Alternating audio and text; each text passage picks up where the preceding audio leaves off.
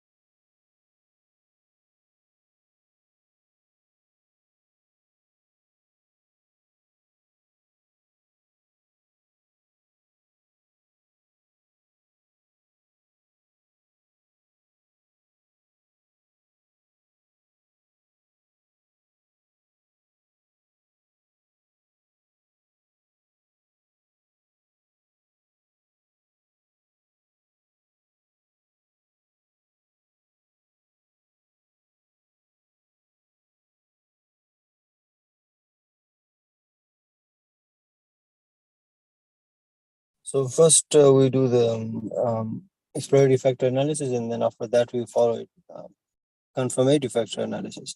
Yeah, the topic will be the same, the circular economy. Oh, yeah, absolutely. Sorry. Absolutely.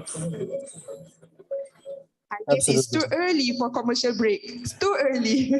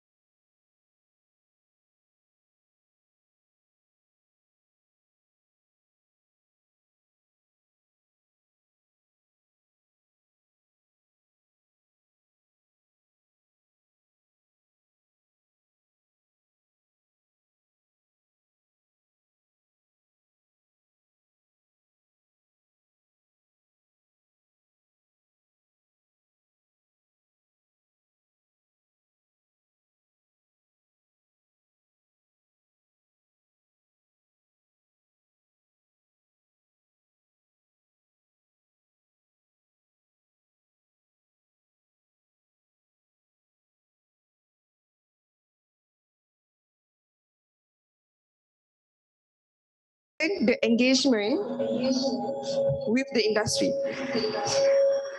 Another break. Okay. Tak apalah, kita buat santai-santai je lah. Coffee is a coffee talk kan? Okay. It is great to see this enthusiastic audience, be it physically or virtually. We have 37. Okay, 41 or 47? 47. We have 47 audience virtually, and we have approximately around 50 audience here or more. Okay, inshallah we will have a good collaboration, inshallah. And we are optimistic that this program will motivate more our researchers and collaborators to collaborate more with the industry for the sake of community and and the university, inshallah. We're going to have two sessions for today. For this morning, for morning session, we will have a briefing on the knowledge transfer program and public-private research network, Pprn. And we will have industrial academic relation. And the next session, the second session will be the sharing session from the previous researcher. Okay, it's gonna be the session will be on later. Okay. So without further ado, I would like to invite Prof. Ahmed Akrami to give his welcoming remarks. Please welcome.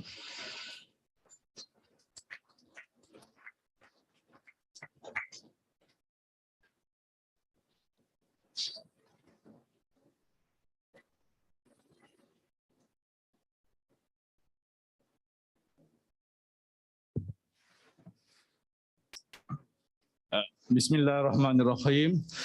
Hopefully I don't have as many breaks as our MC. Thank you very much, everybody. So, and thank you, Ms. Chairman, Sister Nur Ain, inshallah. Okay, Prof. Hafiz, Deputy Director, Responsible Research and Innovation, Dr. Khairul Azami, Director, Office of Industrial Links, Deans, our speakers for today, and esteemed guests representing industries and organizations and communities who made their time for today's events. Other deputy directors, head of research, coordinator, head of research groups, clusters, unit and centers who are present today and also online, and fellow researchers, inshallah. Okay, so I even met a researcher who just 2 days ago registered for duty, but he is here because he's very enthusiastic. So, Alhamdulillah, Assalamualaikum warahmatullahi wabarakatuh. Alhamdulillah, by the grace of Allah in this blessed month of Shawwal, okay, I have the opportunity to welcome everybody to this event jointly organized by Research Management Center and Office of Industrial Links, which supports all relevant parties in the university. So, saya kena buka ni. Okay. I've seen speakers yang boleh buat, but I cannot. I like to apologize, and I think I'm at very much safe distance. This coffee talk event is for us, okay, to brief all participants on two important grants where relation between industries, community, agencies, and university are essential. So there are two, namely Pprn and also KTP. Okay, KTP is our own internal grant. Okay, where Pprn is a grant from the ministry. So, and at the same time, we like everyone to connect with each other. So this is called coffee talk event. Okay, so there are coffee at the back and free flow. So inshallah, okay, so anytime you can go and take coffee while discussing and also listening to the briefing. The grant, okay, and also the grant that will be mentioned later on, okay, are very much relevant to the vision, mission, and also aspiration of the university. Okay, where the university aspires that the knowledge that we gain through research, okay, will be to the benefit of everybody. So it is the belief, okay, the result of research will not be left at the libraries, okay, will not be just being gathering dust, okay, in journals, okay, in our chapters in academic books, okay, that very few people read, okay, but it must be directly to the communities, industry, to the benefit of all. So inshallah, okay, because our tagline is rahmatan lil alamin, okay, so everybody will get the rahmat Allah, inshallah. So, however, with this grant, we also understand to receive the output of research, okay, there will be some requirement of the recipients, okay, maybe to get more knowledge, to get more trainings, to prepare themselves at the infrastructures and facilities so that we can able to maximize, to utilize the knowledge. So inshallah, so that's why the grant, okay, will be for both, for communities and so industries, and also for the researcher for us to pass on the grant. So, and however, okay, one part of this event, not only about the grant, is about the rapport, okay, the relationship, the networks between us, academia, okay, and also the industry. Okay, so this is very important for us, okay, because these two grants, okay, if you see later on, okay, the amount may be small. However, later on we have one of the speakers that will also be briefed on other opportunities, okay, with bigger allocations of grants. Okay, that is also available. However, it requires a closer relationship between all parties. Yeah, so this is another opportunity. So hopefully we'll take the opportunity to get this grant, and later on kita dah berbaik-baik, okay, dah understand each other, okay. So inshallah we will able to get more grants, and inshallah this is benefit to all, and also not only to us, okay, to our community, to the nation, and inshallah to all humankind. The researchers that are present today, okay, are eager to learn on how their research can be utilized. Okay, sometimes when we do research, we think that it will solve the problem of the community, but we don't actually see what is in the industry, what they really need. So this is the time that you guys can tell us what you want. Okay, inshallah, we will try to find how to modify the results or the output that we have currently to suit whatever needs of the industry. So inshallah, and some researchers here also, we also want to understand why this is happening. So basically, that's what we want: what, where, and how, and why. Okay, so inshallah, this kind of relationship, okay, and this kind of event, okay, and we want to organize more of this. Okay, we'll provide a lasting solution to the benefit of all. I understand everybody is eager to listen to the briefings, okay, and start up, because we don't only have briefings. Okay, in the second session we will also have the sharing sessions of past project. Okay, so how it benefit the company and how it benefit the community, okay, and also how it benefit the researcher, okay, and how it's been done, okay, so that the project is successful. So in fact, our project for Pprn, okay, has been chosen by the ministry as a showcase project, okay, so that others can learn what are the best practice that been done here to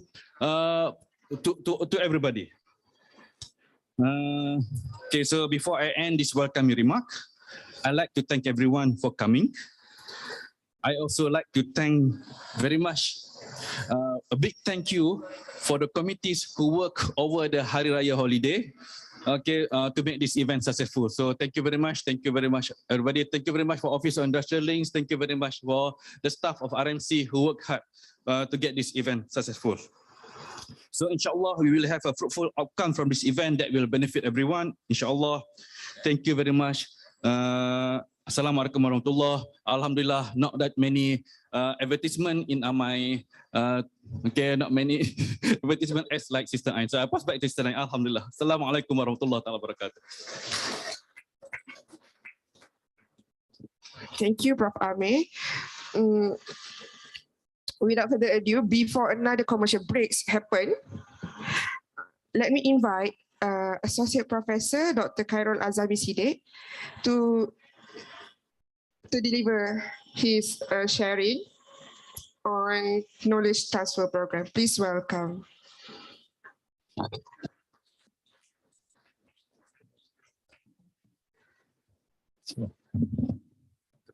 Tinggi sikit. A'udzubillahi minasyaitonir rajim. Bismillahirrahmanirrahim. Assalamualaikum warahmatullahi wabarakatuh.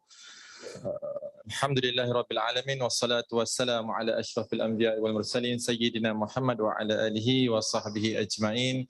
Qala subhanaka la ilma lana illa ma 'allamtana innaka antal alimul hakim. Rabbi shrah li sadri wa yassir li amri wa hlul 'uqdatam min lisani yafqahu qawli ma ba'd. Alhamdulillah, let's praise Allah Subhanahu wa taala that we are gathered here today. Prof. Hafiz, the Deputy Rector of Responsible Research and Innovation, International Islamic University Malaysia. He's the top management, the representative of the top management in this event. Professor Amir, the Director of Research Management Center. I think I have to mention all of the industries here who are available. Lieutenant Commander in Senior Haji Hashim from PH Travel Sdn Bhd, Bani Hashim. I heard that just now. Walaupun saya pusing-pusing saya dengar. Lieutenant Commander in Senior, Lieutenant Colonel in Senior Muhammad Juwani Sujana daripada from General Manager of MTC Defence Sdn Bhd, Dr. Adnan Sulaiman from Director of Penawa Group, Hospital Penawa. He came from Johor as well as Lieutenant Commander from Johor, kan? All the way from Johor. Oh, okay. Thank you. And the team, of course, Dr. Adnan. I think you brought your team here, Doctor. Di sini. Next table there. And here Cik Hazli Azwan, the General Manager Operations of Juara Resources Tradings Malaysian Sdn Bhd, and the team kan. Tu ada Cik Ikram, Puan Sarah kan. I have to mention all nanti kan pasal you took time here to actually come kan, so I have to mention Cik Fahmi, Ahmad Fahmi, right on time. Cik Fahmi daripada CEO Global Peace Mission Malaysia, right? And the team, I saw a few of you guys here. Puan Marina from MAPIM kan, Majlis Perundingan Pertubuhan Islam Malaysia, MAPIM. Okay, betul, nasib baik betul. And the team as well, Tuan Nizam from AYG, Adab Youth Garage, and the team as well. That table there, I can see them. Another NGO, right? Which is active with us as well. Cik Rosli Hussein from General Manager Operation from Altus Oil and Gas Malaysia Sdn Bhd. And the team as well. Kan ada Puan Haniza belakang tu, alumni and the team as well, right? Of IUM.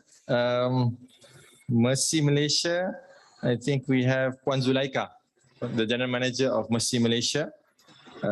Cik Hud bin Sulaiman, the pengurusi, the chairman of Malaysian Institute of Sustainable Agriculture. Deans, directors, professors, lecturers, academicians, researchers, brothers and sisters. I think I also have people online, industries online, not to be forgotten. I saw just now around 50 plus kan, but I have to mention their names as well. Industry as well. Mr. Beng Ong, the director from BC Soft, Sdn Bhd. Puan Syami Zainal, I saw the name, Puan Syami from Pfizer, the director of Emerging Markets Policy and Public Affairs, Pfizer Malaysia Sdn Bhd. Puan Sharifah Musaina from the Chief People Officer from QSR brand, Malaysia Holding Sdn Bhd. And brothers and sisters. So Alhamdulillah. So I won't take a long time because it's way beyond time, right? So this is one grant which we offer. This is an internal grant which is called KTP, KTP RIGS SDG. The name is too long. It's called Knowledge Transfer Program Research Initiative Grant Scheme Sustainable Development Goal. It's a grant which it's an internal grant which we manage, the Office of Industrial Link, through my office, but funded by RMC, right? Which is a maximum of 20,000. 20,000, and it will incorporate the quadruple helix model. If you have ever heard of quadruple helix model, which consists of the university, community, industry, and agency. So we are trying to promote the quadruple helix model. So if there is such opportunity that the researchers, the industry here, the NGOs, the community can collaborate and cooperate, we can inshallah apply for this grant. So this grant is under my office. Next slide. So the application was open from the 8th of April until the 24th of May. We still have time to apply it. Ada boleh tu tekan tu yang that video. So let's watch the video first for this grant. I think it can summarize it.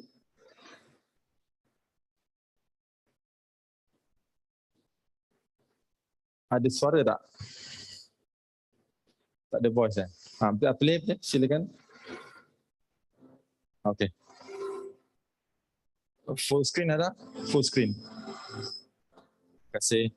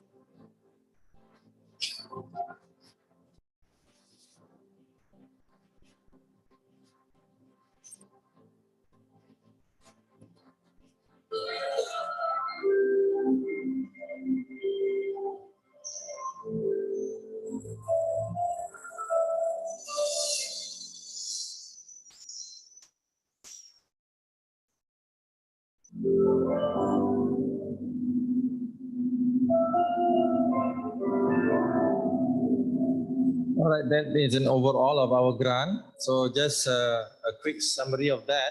I think it's 20,000 maximum grant, which involves the researcher, the industry, the community, if possible, the government agency. So we can apply this. Let's say, for example, the researcher has, I won't go to the slide ni panjang sebenarnya. Saya tak ada masa kan. I'll just sum up lah sebenarnya. So the researcher, they have some expertise kan, ada kepakaran, and they want to this industry and community, they want that, you know, that expertise lah, kemahiran tu. So we can apply this, the researcher can apply this, as well as contohnya, for example, the researcher and the industry, they can collaborate together to give back to the community pun boleh. So this is the scope of the grant. Dia tak ada limited to some scope. We want to actually see the applicants whether they will show us what type of collaboration that they will have in the quadruple helix model. Quadruple helix tu university tadi kan, industri, community dengan apa tu government agency. Tapi kalau tak dapat 4, dapat 3 pun cukup. Triple helix model. So we are trying to do this. Why? We are emphasizing on triple helix model because it's shown in the research kan, research paper journals. Triple helix model, quintuple helix model, they provide more impact. Okay, more impact. If you do a project, the project will be more impactful. Pasal you are not doing it in silos. Kita tak buat sorang-sorang. So kalau kita buat ramai-ramai kan satu project tu, dan each and every one of them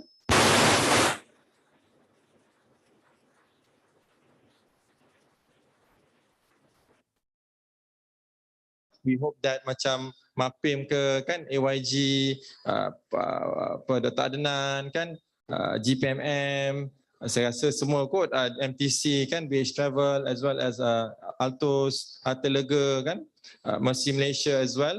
So kita dan yang di online juga both industry, we could actually apply this. For further information, I think I am here to be, you know, if you want to ask anything. So I think that is all from me. If you have any questions from the floor or from the online platform.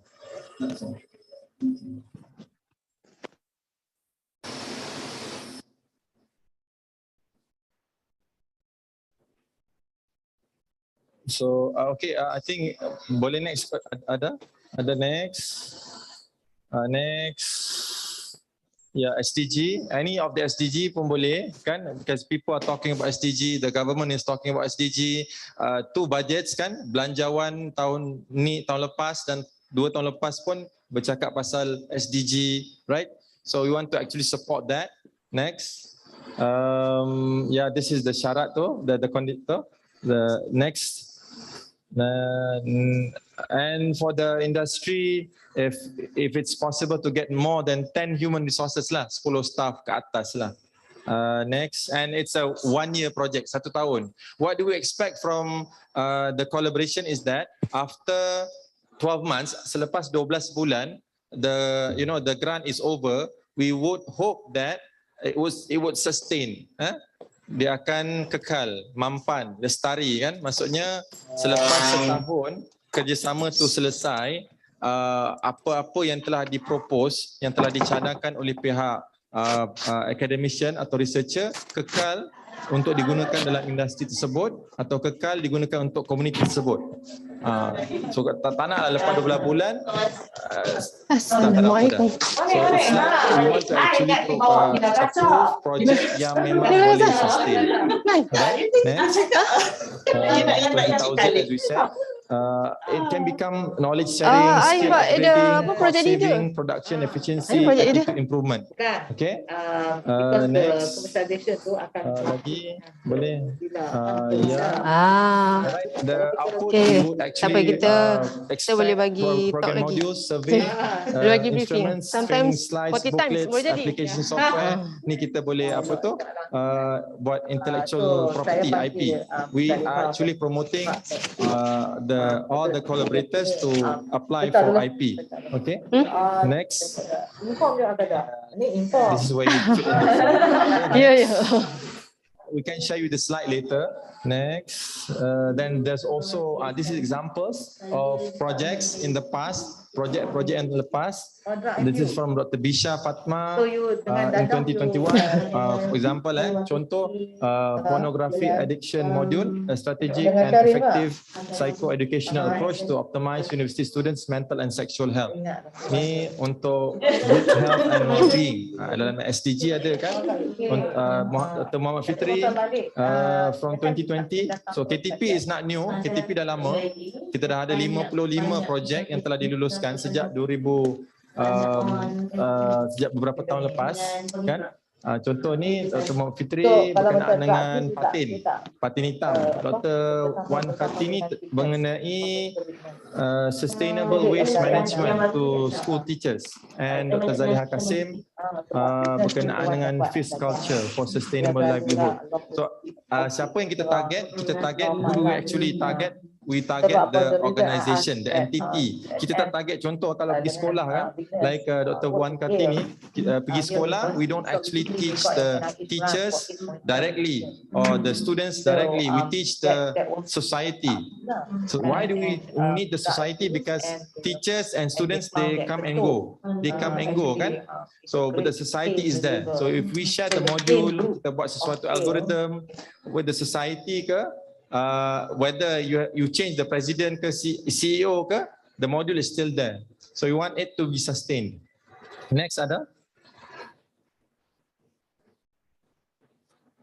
Next ada? Saya pun ada. Saya lupa. Okay. Thank you. So any questions? InsyaAllah. So please apply, kan? We encourage the industry and the community to apply, to work together with our researcher. Kalau tak jumpa researcher yang sesuai, boleh bincang dengan saya. Cakap je dengan saya, nanti saya cari dia orang. Saya kejar dia orang. Jangan risau. Okay? So I think if that is all, thank you very much. Assalamualaikum warahmatullahi wabarakatuh.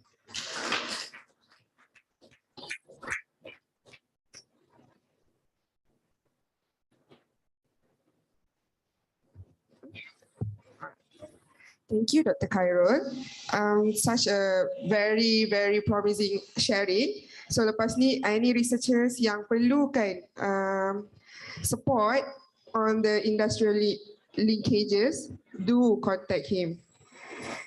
Okay, now we are waiting for the KPT, Pprn, the representative from the Pprn KPT to enter our Zoom. And while waiting for them, I would like to welcome those who just arrived. And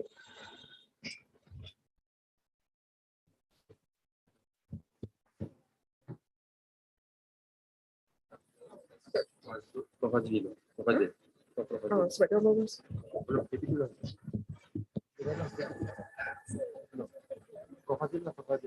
Okey, tak apa, worry not. Kita ada sedikit perubahan jadual. Jadi kita akan jemput Prof. Fazil dulu untuk share on the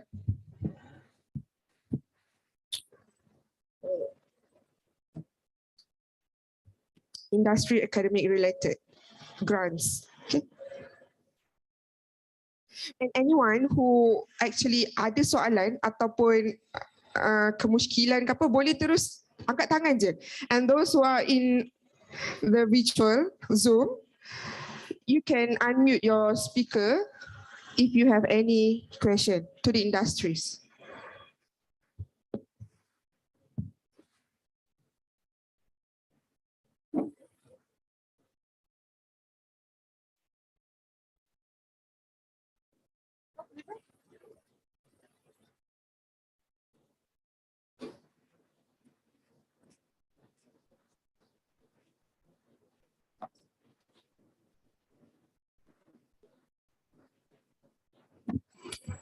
Assalamualaikum warahmatullahi taala wabarakatuh. Very good morning. Idul Fitri Mubarak to everybody. First and foremost, I would like to express gratitude to the Deputy Rector Responsible Research and Innovation, Prof. Hafiz, Prof. Amir, Director of Research Management Center, and esteemed attendees, namely from the industry as well as from IIUM. This morning, I hope I won't be put everybody in boredom. I'll go very brief about this grants opportunity. I think this morning, respected Dr. Khairul Azami shared about KTP opportunities, and we should be listening to the PPRN shortly. But as the interlude, I would like to share other industry academic grant opportunities also offered by MOHI. I think with 30 minutes, it should be suffice for me to discuss on MOHI. Next, please.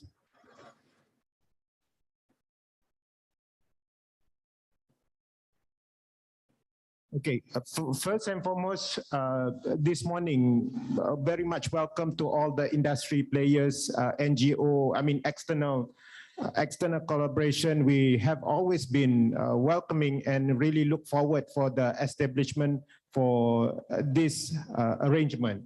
Let's look into the rationale, the reason why we collaborate. One thing that I can see is on the notion of the smart partnership. There is much to gain by collaborating between one another. Industry and IIUM, the academy, or industry with the society, NGOs, as well as government agencies. And then we can somewhat discover new strategies, how we can devise new plan with the promise of mutual potential for return of investment. I've heard this morning there are some parties travel all the way from JB to KL. Time is, we invest time, we invest resources. And just like Dr. Azami sharing, it's something to look forward mutually under the term sustainability. Okay, next please. Let's look at the reality and the truth. Besides KTP and PPRN, what are other industry academic national grant available? Funded by Ministry of Higher Education, funded by mostly funded by Ministry of Agriculture, Food Industry, and etc. etc.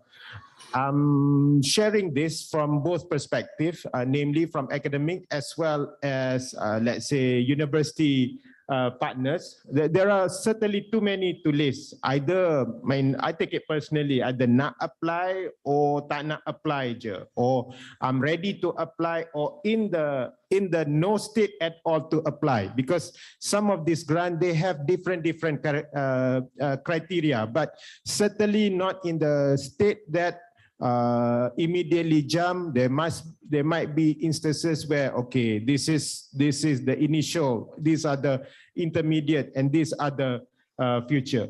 Okay, so besides the PPRN and KTP, some of these MOHI grant opportunities can be considered quite lucrative.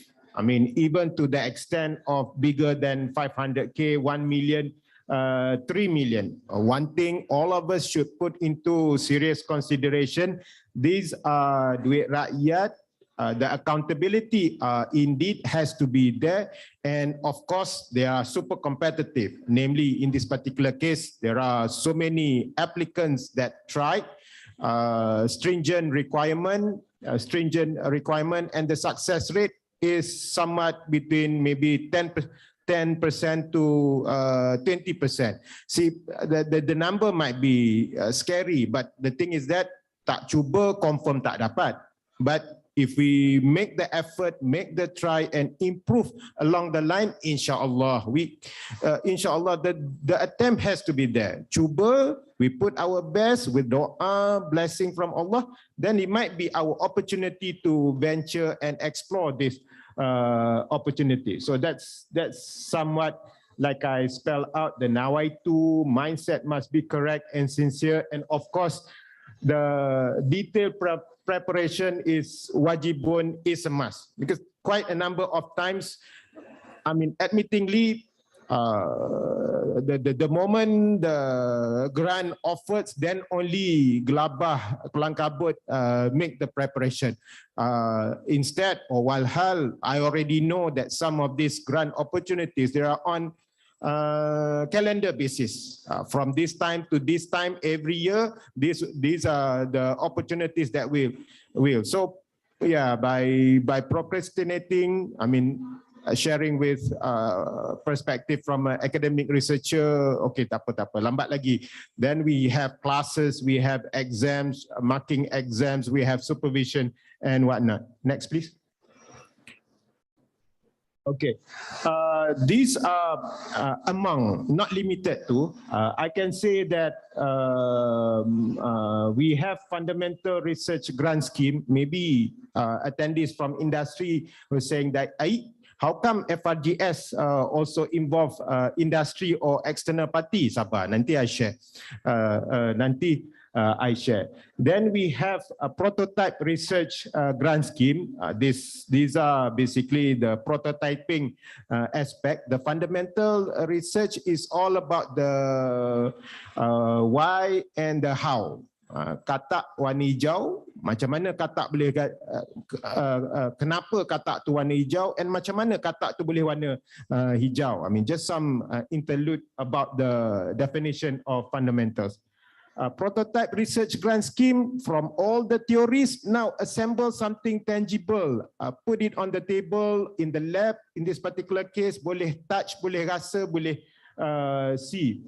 Then we also have this MyLab laboratory for academia business collaboration. This one, first study two, we have fundamental research, ada participation of industry. Then we have prototyping, and then this MyLab ni, if already have the prototype, just like Prof. Amir was sharing, rather than collecting dust gajah putih dalam lab tu, let's push it, give it a nudge, give it a nudge in this case. Okay, let's look into FRGS. Ain, tolong. Okay, so for all these other grants opportunity, have to spell out on the aim, the aspiration. Here it spells out to accelerate generation of new Malaysian molded theories, concept, and ideas that are the catalyst for new discovery that break the boundaries of knowledge and innovation creation. See, I sendiri pun come to the realization a little bit later. I applaud initiative by Prof. Hafiz, sharing with our B5, mana dia, the young lecturers, about how they want to chart, they want to path their career at IIUM. I mean, from perspective of research, yes. Maybe 30, 40 years ago, university lecturers, maybe to some extent, is just on teaching and learning.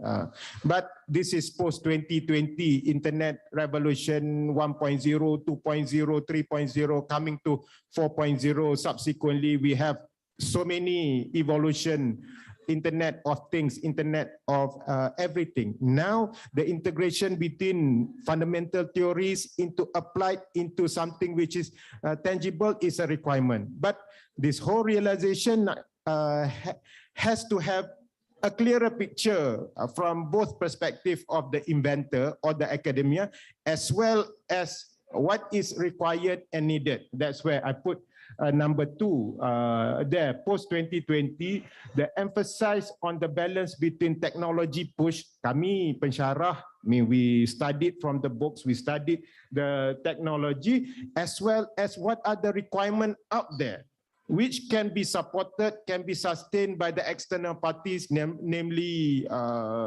industry or specific bodies. Yang these 2 or 3 nak kena jive accordingly. Sebab earlier we talk about sustainability, or else if it's always about technology push, inilah somehow all the wordings dalam mass media duduk cakap pasal short sendiri punya research. So kami as a researcher nak kena keluar daripada comfort zone kami ni, rather than just talking, delivering lectures kepada student yang memang buta-buta je percaya kami kelentong pun dia orang angguk je, cerita tak apa-apa pun dia orang angguk saja. Step out from this comfort zone,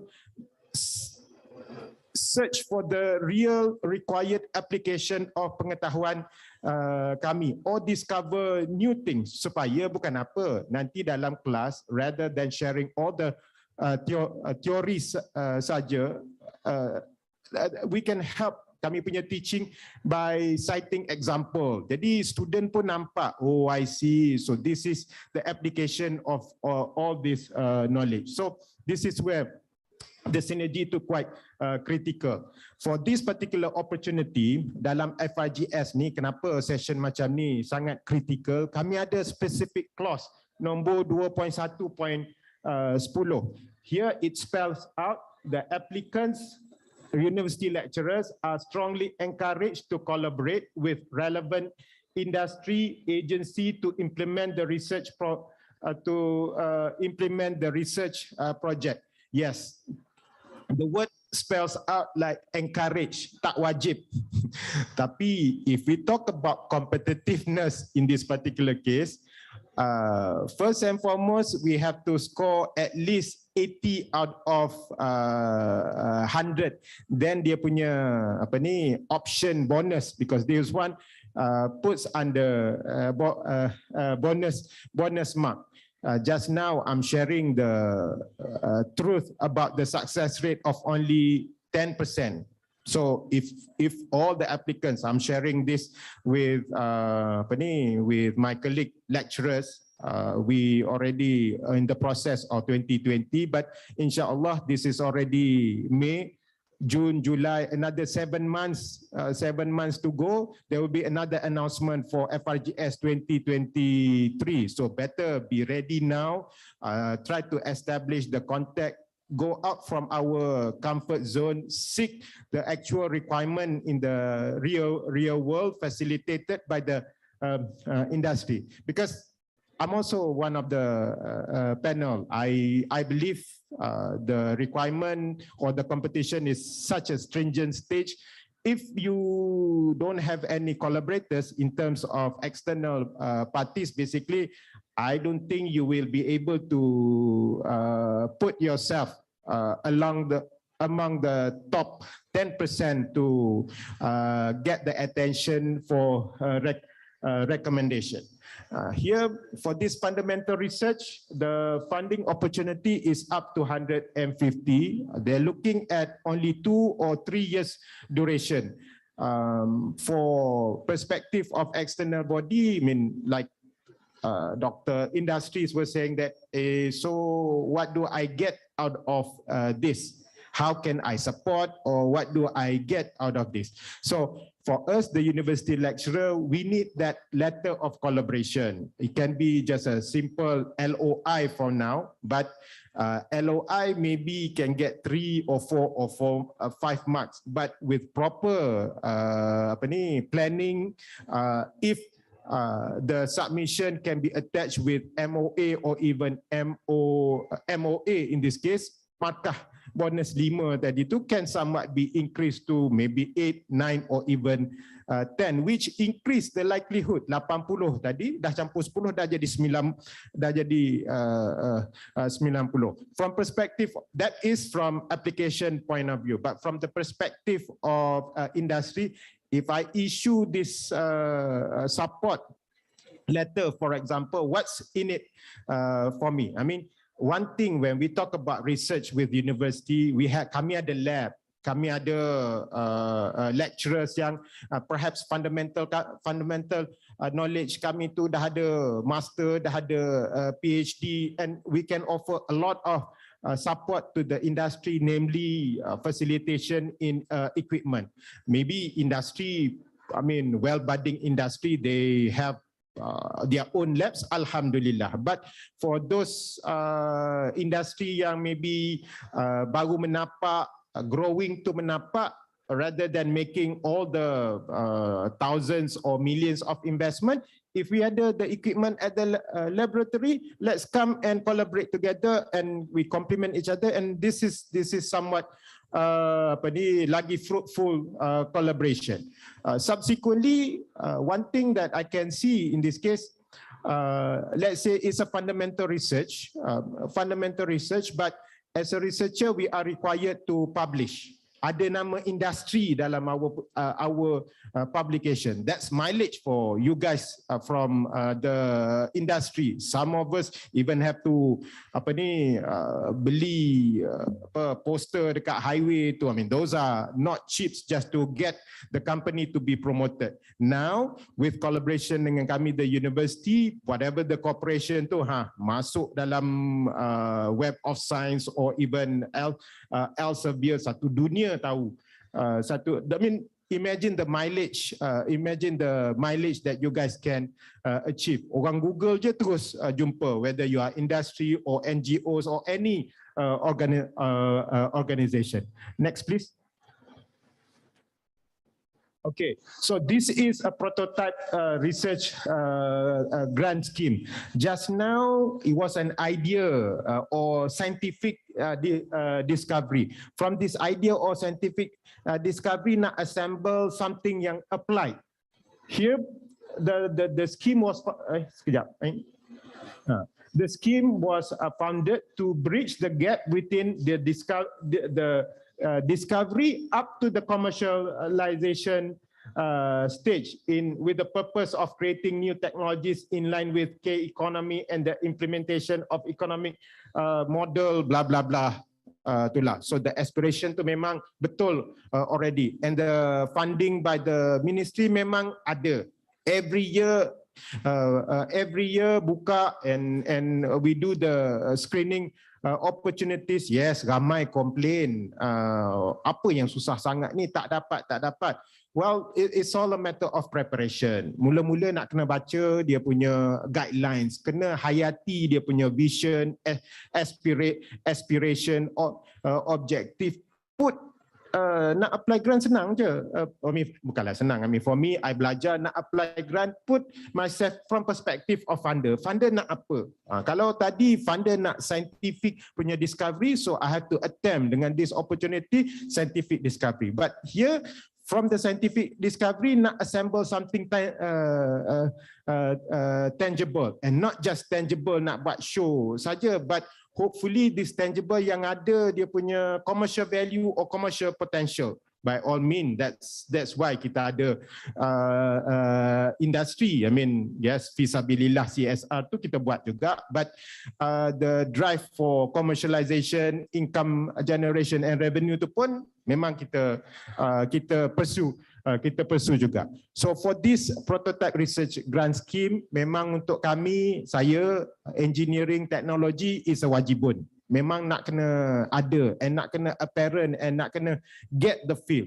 If it's so much on technology push, saya nak buat macam, saya nak buat yang ni, saya nak buat yang ni. Panel akan tanya, you nak buat ni, siapa nak? You nak buat ni, kenapa? Kalau you nak buat ni, siapa nak, sekalipun lepas pada ni, kalau you nak buat 1,000 unit, 2,000 unit, siapa nak support? Of course, from perspective of researcher, kami senyap lah, kami tak tahu, because this is not the ecosystem yang kami endeavor. But for opportunities like this, yang naknya memang tahu for sure. Nak assemble this prototype tadi tu seketul tu memanglah mahal. It might take up to even 150 or 200. But imagine if the market is ready to accept up to 5,000 of this unit. And then not just nak create market for this 5,000, 10,000 unit, tak bolehlah inventor yang siang malam tu juga, industri nak kena take up lah. while the process are indeed being developed, industry boleh complement the researcher, try to identify what is the latest need, what is the latest requirement by the market. The market. Sama juga for my colleagues which is non-SNT, arts and humanities pun, it spelled out there is a priority. I mean anything, something yang competitive, encourage ke propriety ke, I would apply, I would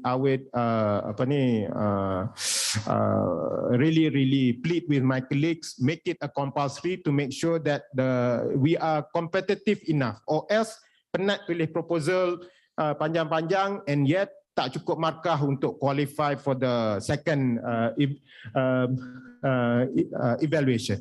Yang ni pun sama juga. So I think for this morning talk, I want to put it from perspective is that saya from industry, what does this grant got to do with me? One thing, kami pun nak kena expected to publish. By publishing collaboratively dengan industry, industry boleh letak nama. So the coverage is there, the mileage is there. So yang ni the funding is up to 500k.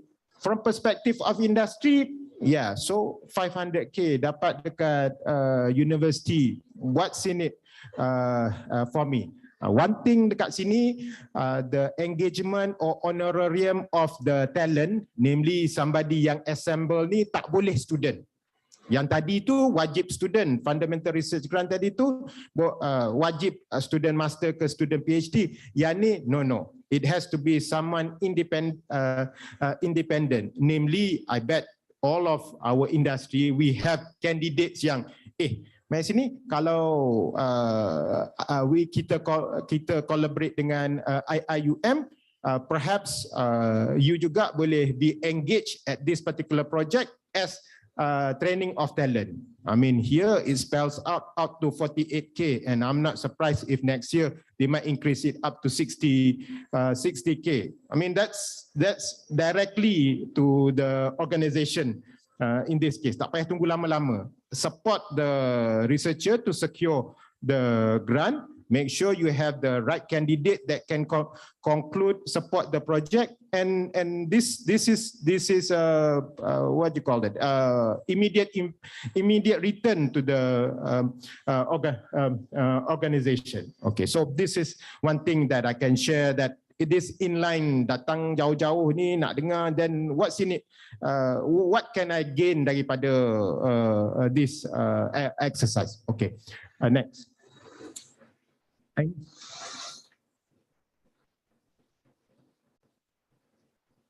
Okay, so we have another yang lagi big jugalah in this case, because tadi tu saya mention pasal dia punya stages. Let's say baru-baru nak start panas enjin, we can go for PRGS. Halfway between panas enjin, some discovery already too, we can collaborate. I mean, university and external collaboration can into the assembly of this PRGS. This PRGS, it does not limit kepada something yang engineering saja. I mean, framework. Legal firm, I'm not sure, legal firm or tourism ke, in this case, what is it, Syariah friendly or Muslim friendly framework, macam mana nak work with chain of hotels, for example, boleh juga. So it doesn't have to come to only to SNT. We have Prof. Farid here, Dean of Ahmad Ibrahim Law Faculty. They can be avenues to collaborate to establish framework, because I know some of our colleagues, they're non-engineers from Islamic revealed knowledge from I think from architecture, were able to secure PRGS. It has nothing, I mean, something which is tangible, tak semestinya only from engineering perspective. Framework untuk buat apa ni sekarang ni, isu taman didikan, taman asuhan, or everything. So it can work collective. It can work collectively. Okay, so this is yang kira macam ultimate sikit. Tadi tu we talk about prototyping. Prototyping ni kalau stage 3 tu dia ada atas meja je. Lepas test sikit daripada teknologi readiness level 3 tadi tu, boleh test dekat lab, keluar value, keluar lampu nyala semua-semua tu, that can be assumed as 4. Bila usung this prototype tadi tu, put it in the real environment, dah jadi sampai TRL 5. Jadi want to push from this TRL 5 into something which is commercializable or really what the dekat luar tu nak in terms of commercialization. This is the grant, and this grant pun memang quite lucrative jugalah sebab the funding can go up to up to 3 million. The project is expected to tak boleh lama-lama because it's a real business. 2 tahun saja. Cuma there's a small catch kat sini. The partners, namely the industry tadi tu, tak boleh yang kecil sangat because paid up capital pun we're talking about duit rakyat 3 juta, paid up capital pun 100k, and the industry pun nak kena put cash upfront 5%, 1 million funding, and then we are only looking at 50k investment. I mean, again, the next question would be what's in it for me if I bubuh 50,000 ke 100, whatever the development or the output in this particular case can be co-own, co-invent between the university and the industry in this case. So this is where dia punya ROI comes into place. Alang-alang kita dah partner dengan university, kita juga boleh sign the agreement. I have the first right of refusal for commercialize of this unit. So again, I mean, we look into this opportunity. If we are a corporation, for us to cough up our own company resources of 100 million to be spent over, 100 million, brother, 1 million over the period of 2 years, still a huge investment. Now, no, I don't have to invest 1 million. I just invest 50k in this 50k in this particular case, and inshallah in 2 years time I have the output yang I ready to commercialize, because from pre-com then there are other opportunities. Nak pergi bank, pinjam bank pun tak apa, or we can also explore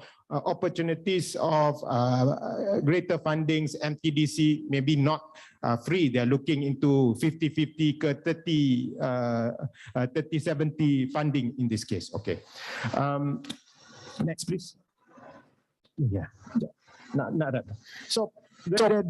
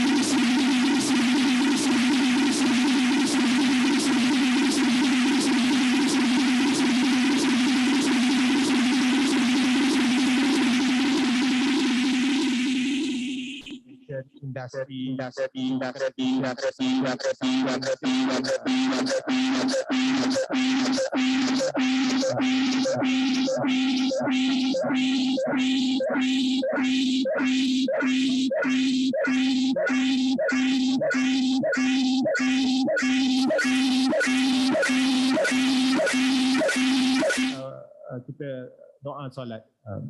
Next. Dah habis kan? Okay. So That's short and brief lah. My sharing. Thank you so much.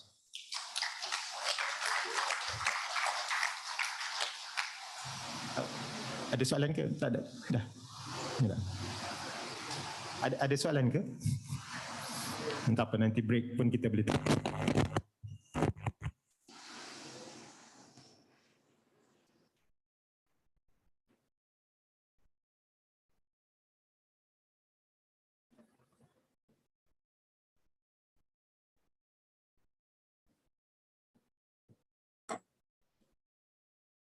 This?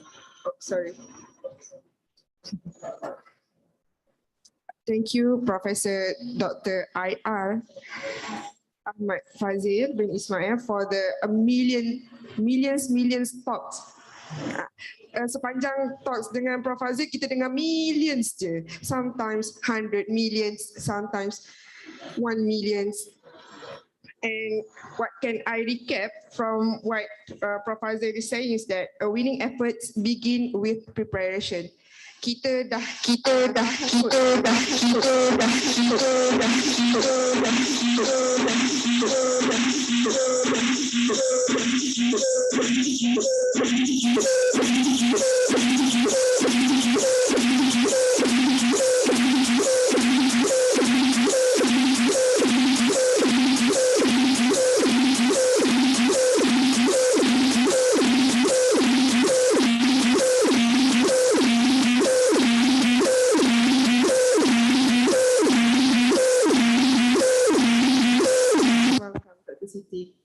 Dr. Siti, are you ready?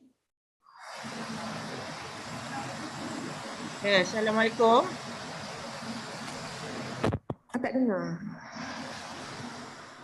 Assalamualaikum, boleh dengar?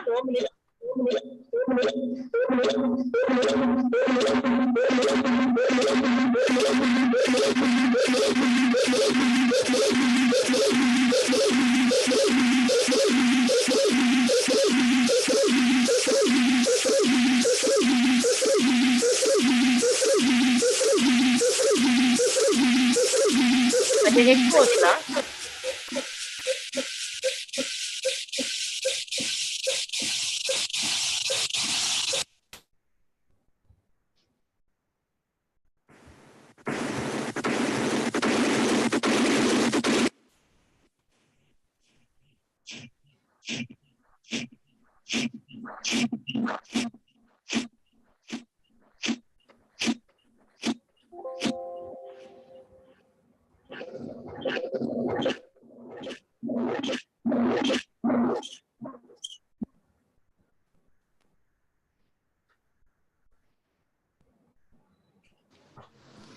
Dr. Siti, boleh try sekali lagi?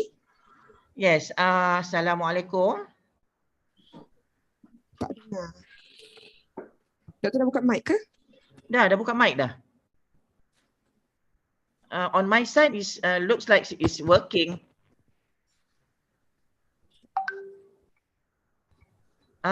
People online they can hear me.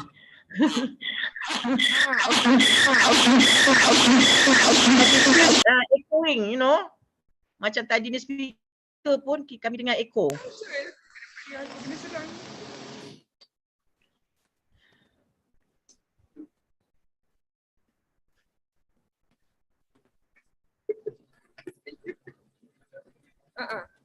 Abang tu dah ni dah.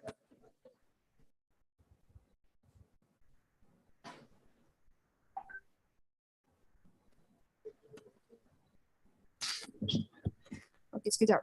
Online okay. Dekat sini ada sedikit technical glitch. So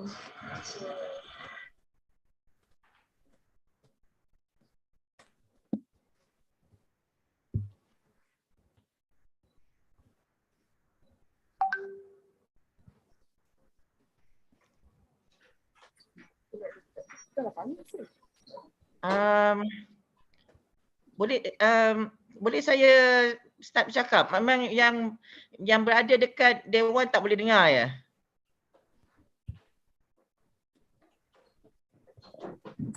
dah dengar dah doktor, tapi sikit slow je kejap. Kita tengah IT guy tengah do something. It's echoing lah when people in the Dewan start talking, it's echoing to online ni.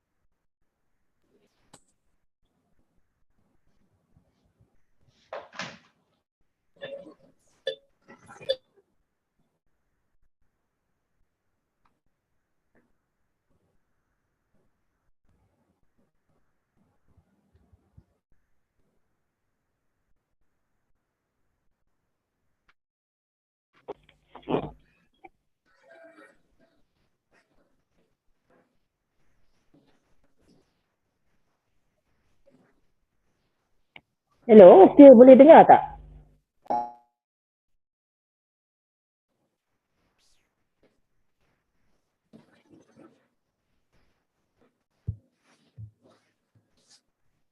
Boleh Prof. Cukup Prof.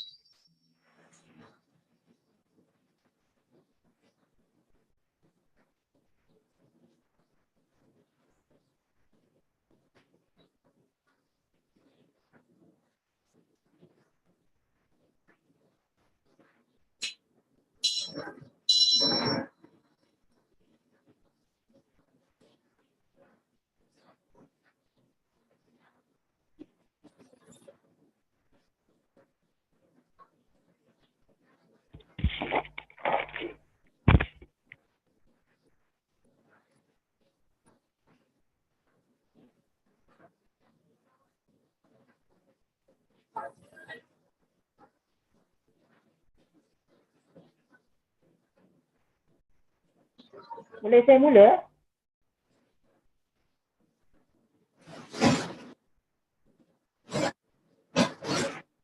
Dah boleh doktor, boleh teruskan.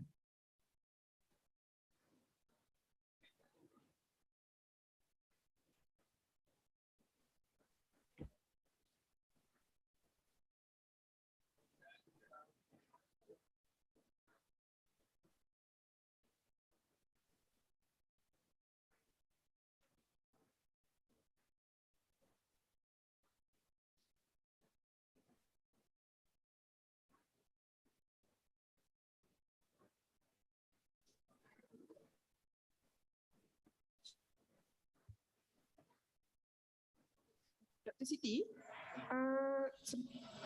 Dr. Siti minta kan masa doktor sharing tu, doktor on mic tapi doktor mutekan speaker doktor, boleh ke?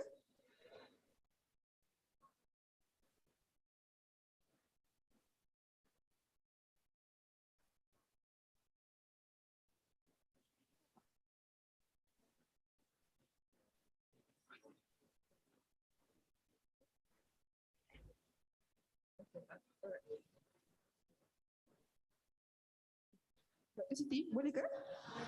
Doktor.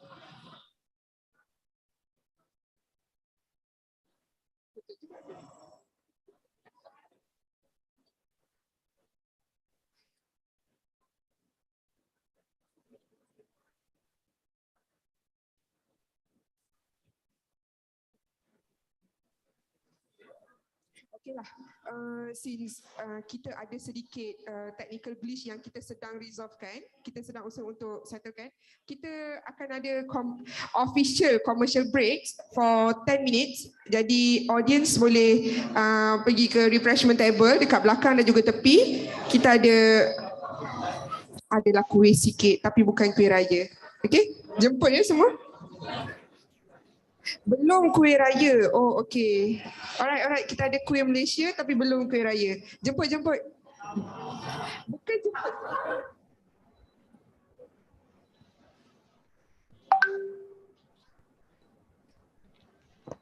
Okey, boleh saya mula sekarang? Saya tak dengar apa-apa lah daripada UIA.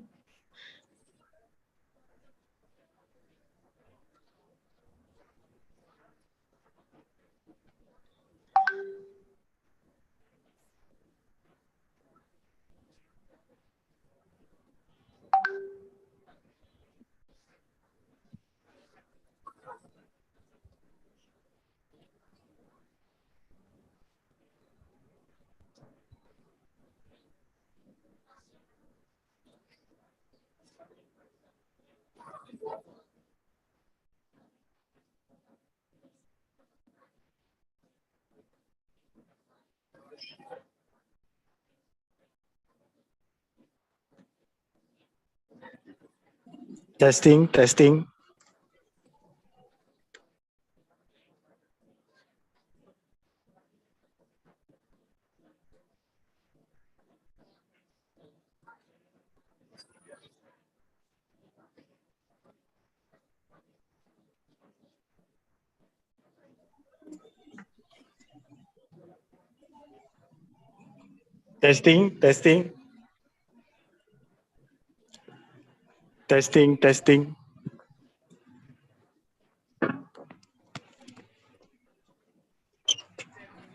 Masuk tak?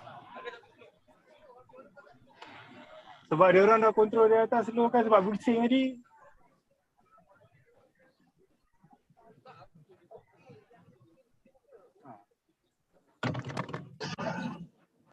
Testing. Dengar tak? Sebab Musa tengah try. Boleh? Ya. Tengah try. Testing. Keluar dia. Ha? Boleh cakap? Musa cakap laptop tu mute ke? Laptop tu mute kot. Ini try macam semalam.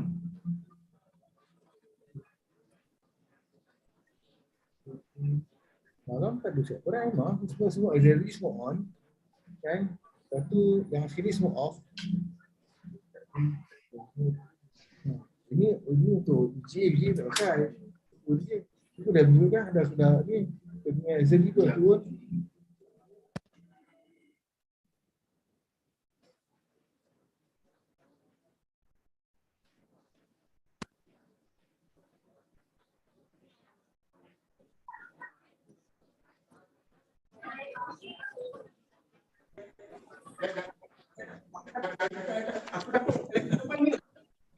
Laptop depan kena mute lah. Kena mute ke unmute? Testing. Testing.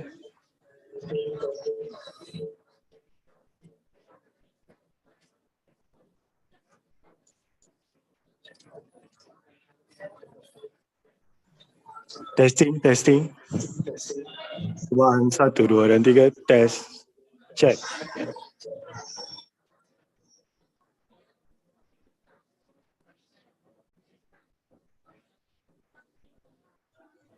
Testing. Cubaan 1, 2 dan 3. Keluarkan itu sah.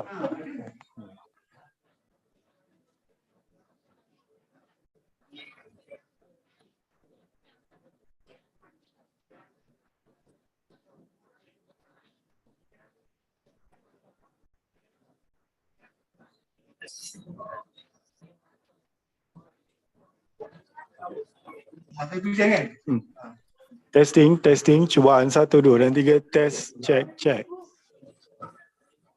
Yep.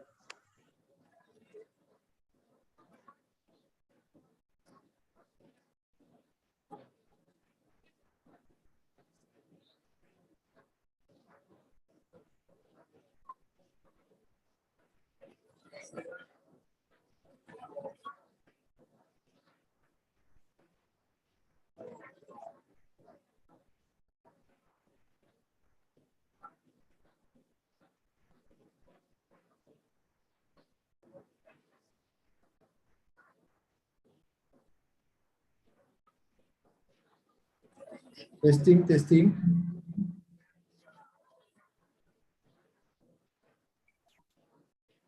Cubaan suara.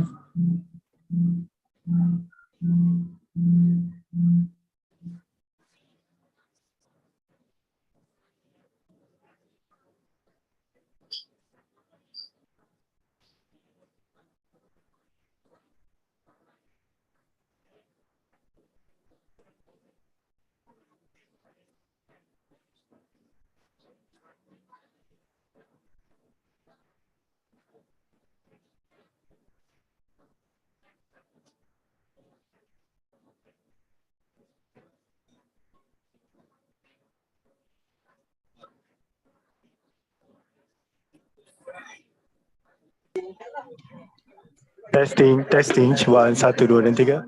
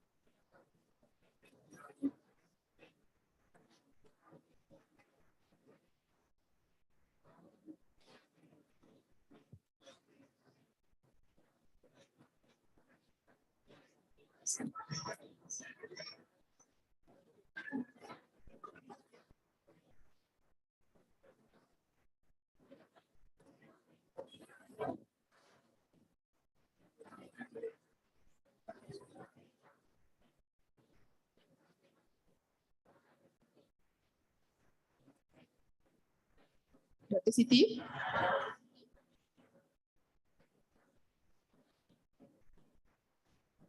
Doktor boleh cuba bercakap ke? Buka mic, on mic. Doktor on tak?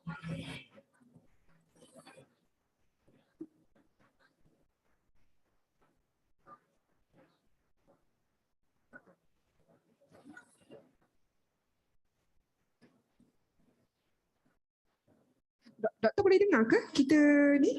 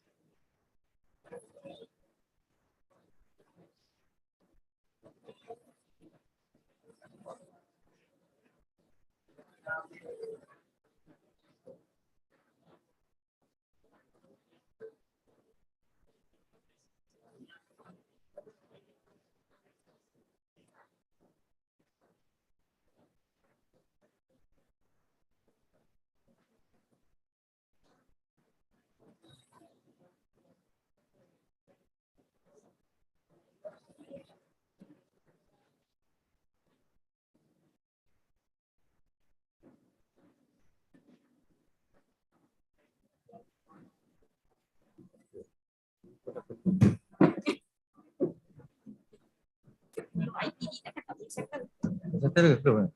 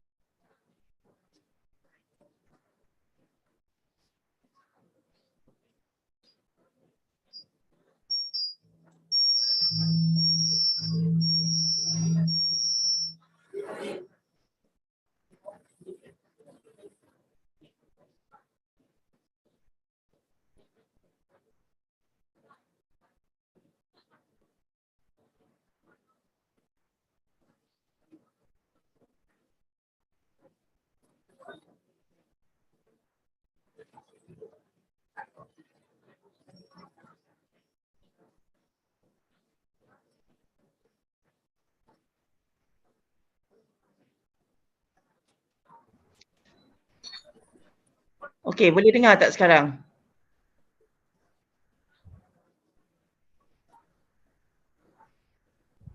Sama juga ke? Okey, Zoom boleh dengar. People in the Zoom boleh dengar. So macam mana ni?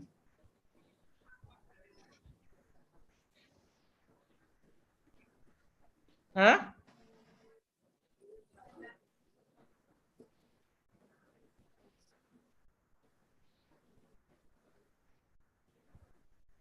Assalamualaikum. Okey, Zoom boleh dengar. Boleh ke?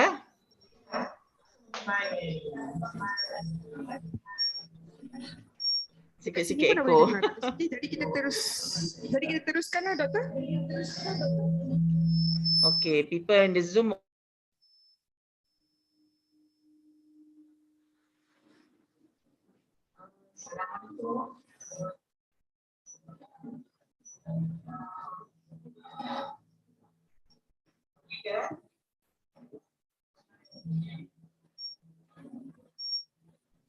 Okey, boleh Doktor. Boleh Doktor.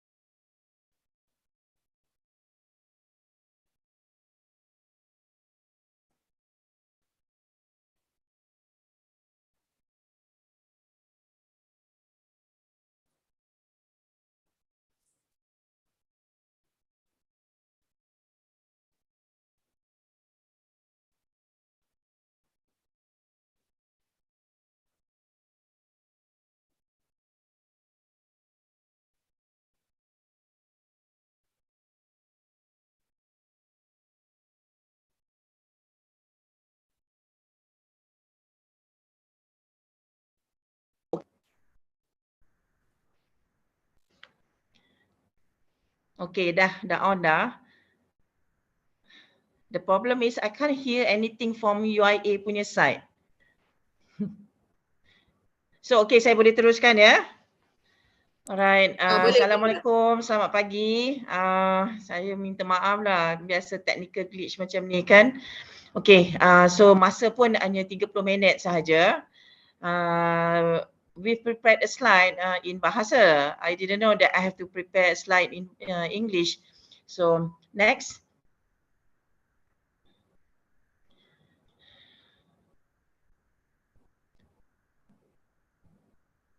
RMC dengar tak? Next slide please.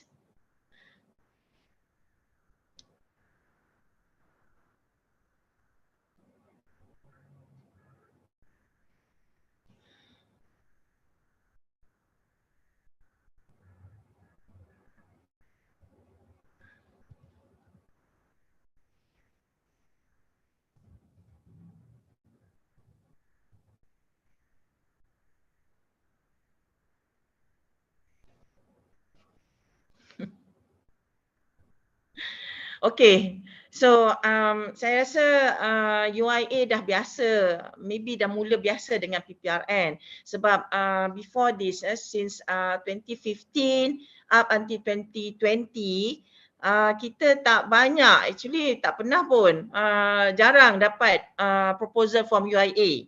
I just don't know why, tapi but bila kita dah mula bagi taklimat, then kita dah mula dapat proposal from UIA. Okay, saya nak pergi kepada perkara-perkara yang penting yang tentang grant ni.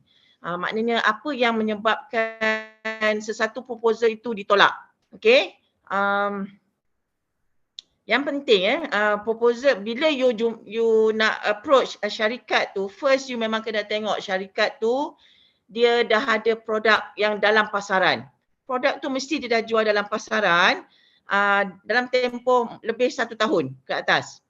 Kalau dia baru saja nak jual produk dia, better not. Proposal confirm akan kena tolak.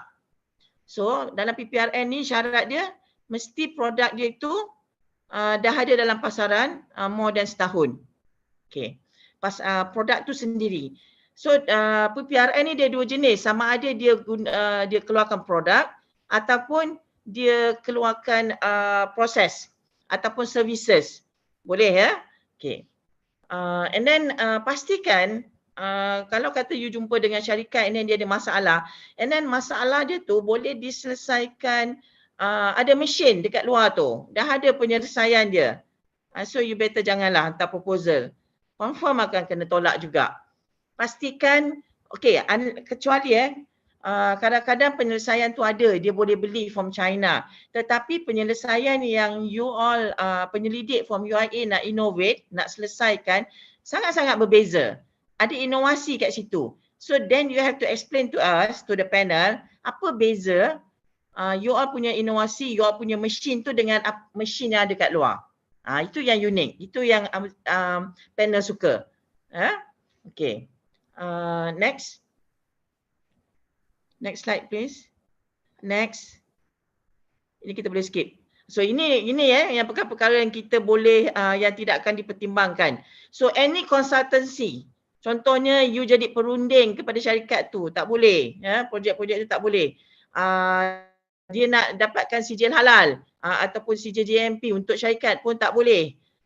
Untuk PPRN memang kita tak benarkan you gunakan duit geran ini untuk pergi luar negara nak present paper. Tak ada. Kalau you nak, you kena mohon FRGS dan yang lain lah. Tak boleh beli facility dan aset kecuali betul-betul memang perlu that aset, you kena mohon dan kita bagi kebenaran khas. Tak ada ujian klinikal pada haiwan atau manusia. And then ini yang penting. Katakanlah you baru nak buat, katakan syarikat tu ada masalah and then you baru nak research dalam bidang tu ataupun dalam masalah itu. Memang tak boleh. So kita sebab dengan syarikat ni tempoh PPRN ni paling singkat 6 bulan. So kita tak boleh nak tunggu you nak buat research dulu. You test out the theory. Tak ada masa for PPRN. Kita nak fast result. cepat sebab syarikat tengah tunggu. So, selalunya kita akan tengok background bila you mohon, background you, kajian you memang ada kajian dalam tu. Ataupun you memang boleh membuktikan bahawa you pernah buat something similar. Mesin yang similar yang boleh menyelesaikan masalah. Then that's fine. Tapi tidak boleh you kata kami akan try and error mesin A, tak boleh mesin B, tak boleh mesin C, tak boleh. Confirm takkan terima, proposal tu akan tolak. And then tak boleh projek-projek yang untuk marketing, untuk perniagaan tak boleh, next. So saya nak berikan sini syarat-syarat untuk syarikat. Yang penting mesti syarikat tu berdaftar. And then you kena tengok, bila you go and reach out to the company, you kena make sure that their revenues are more than 100k per year. Jualan tahunan dia 100,000. Itu kita nak bukti. So dia kena bagi, sebab sekarang ni kita dah mula sistem online. Fasa 1 kita mula sistem online. So kita dah buka fasa 2. So bila buka fasa 2 kita minta, kita minta dia upload lah. Kalau dia syarikat enterprise, so dia 6 bulan bank statement. Jangan kurang, pastikan dokumen lengkap. Ataupun kalau dia syarikat senam berhad, audited account lah for 3 years, untuk 3 tahun. And then, so yang penting syarikat tu mesti ada premise. Kalau dia keluarkan produk, confirm lah dia mesti ada kilang. Jangan kalau you pergi tengok dia tak ada kilang, dia buat kat tepi rumah, tak boleh. Mesti ada tempat untuk dia nak keluarkan produk dia. Next. Saya akan bagi perkara yang penting yang selalu yang akan menyebabkan proposal you ni. So biasalah ini warga negara Malaysia, company dia register more than 51%.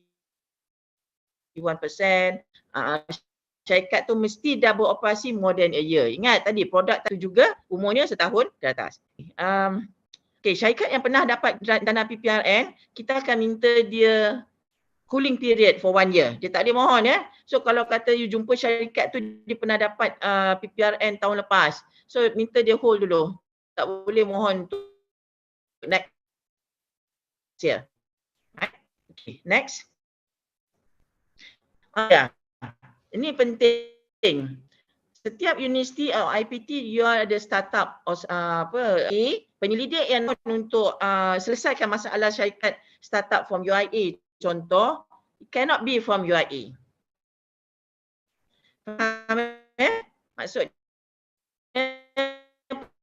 penyelidik yang nak selesaikan masalah syarikat from startup from UIA must be research from other IPTs, not from UIA. This is all the checklist lah. Checklist untuk syarikat. Bila you nak, you kena pastikan perkara-perkara ini dia patuhi.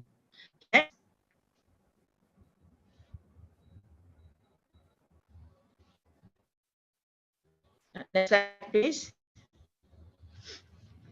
So, actually kata susah sangat nak dapat Pprn ni. Dia kita pilih antara boleh yang keadaan yang fuzzy, tak boleh. Dia clear. Dia sangat clear. You nak selesaikan masalah teknologi syarikat. Masalah teknologi syarikat itu sama ada ataupun tambah baik produk sedia ada, atau dia ada mesin tapi tambah baik dengan inovasi. Ataupun syarikat tu membekalkan services. Contoh dia dapat projek daripada Putrajaya, memotong rumput. Contoh, itu services yang ditawarkan. Dia syarikat dia memotong rumput menggunakan satu mesin potong rumput. Tapi dia tak keluarkan mesin potong rumput. Dia hanya menawarkan servis memotong rumput. Masalah dia, mesin potong rumput itu sangat bahaya kepada pekerja dia. Bila dia guna bergegar. So pekerja dia selalu berhenti sebab tak tahan. Jadi proposal datang, okey, dan mengatakan bahawa penyelidik akan cuba selesaikan menambah baik inovasi mesin rumput tersebut untuk kurangkan gegaran. Boleh? Projek macam tu boleh.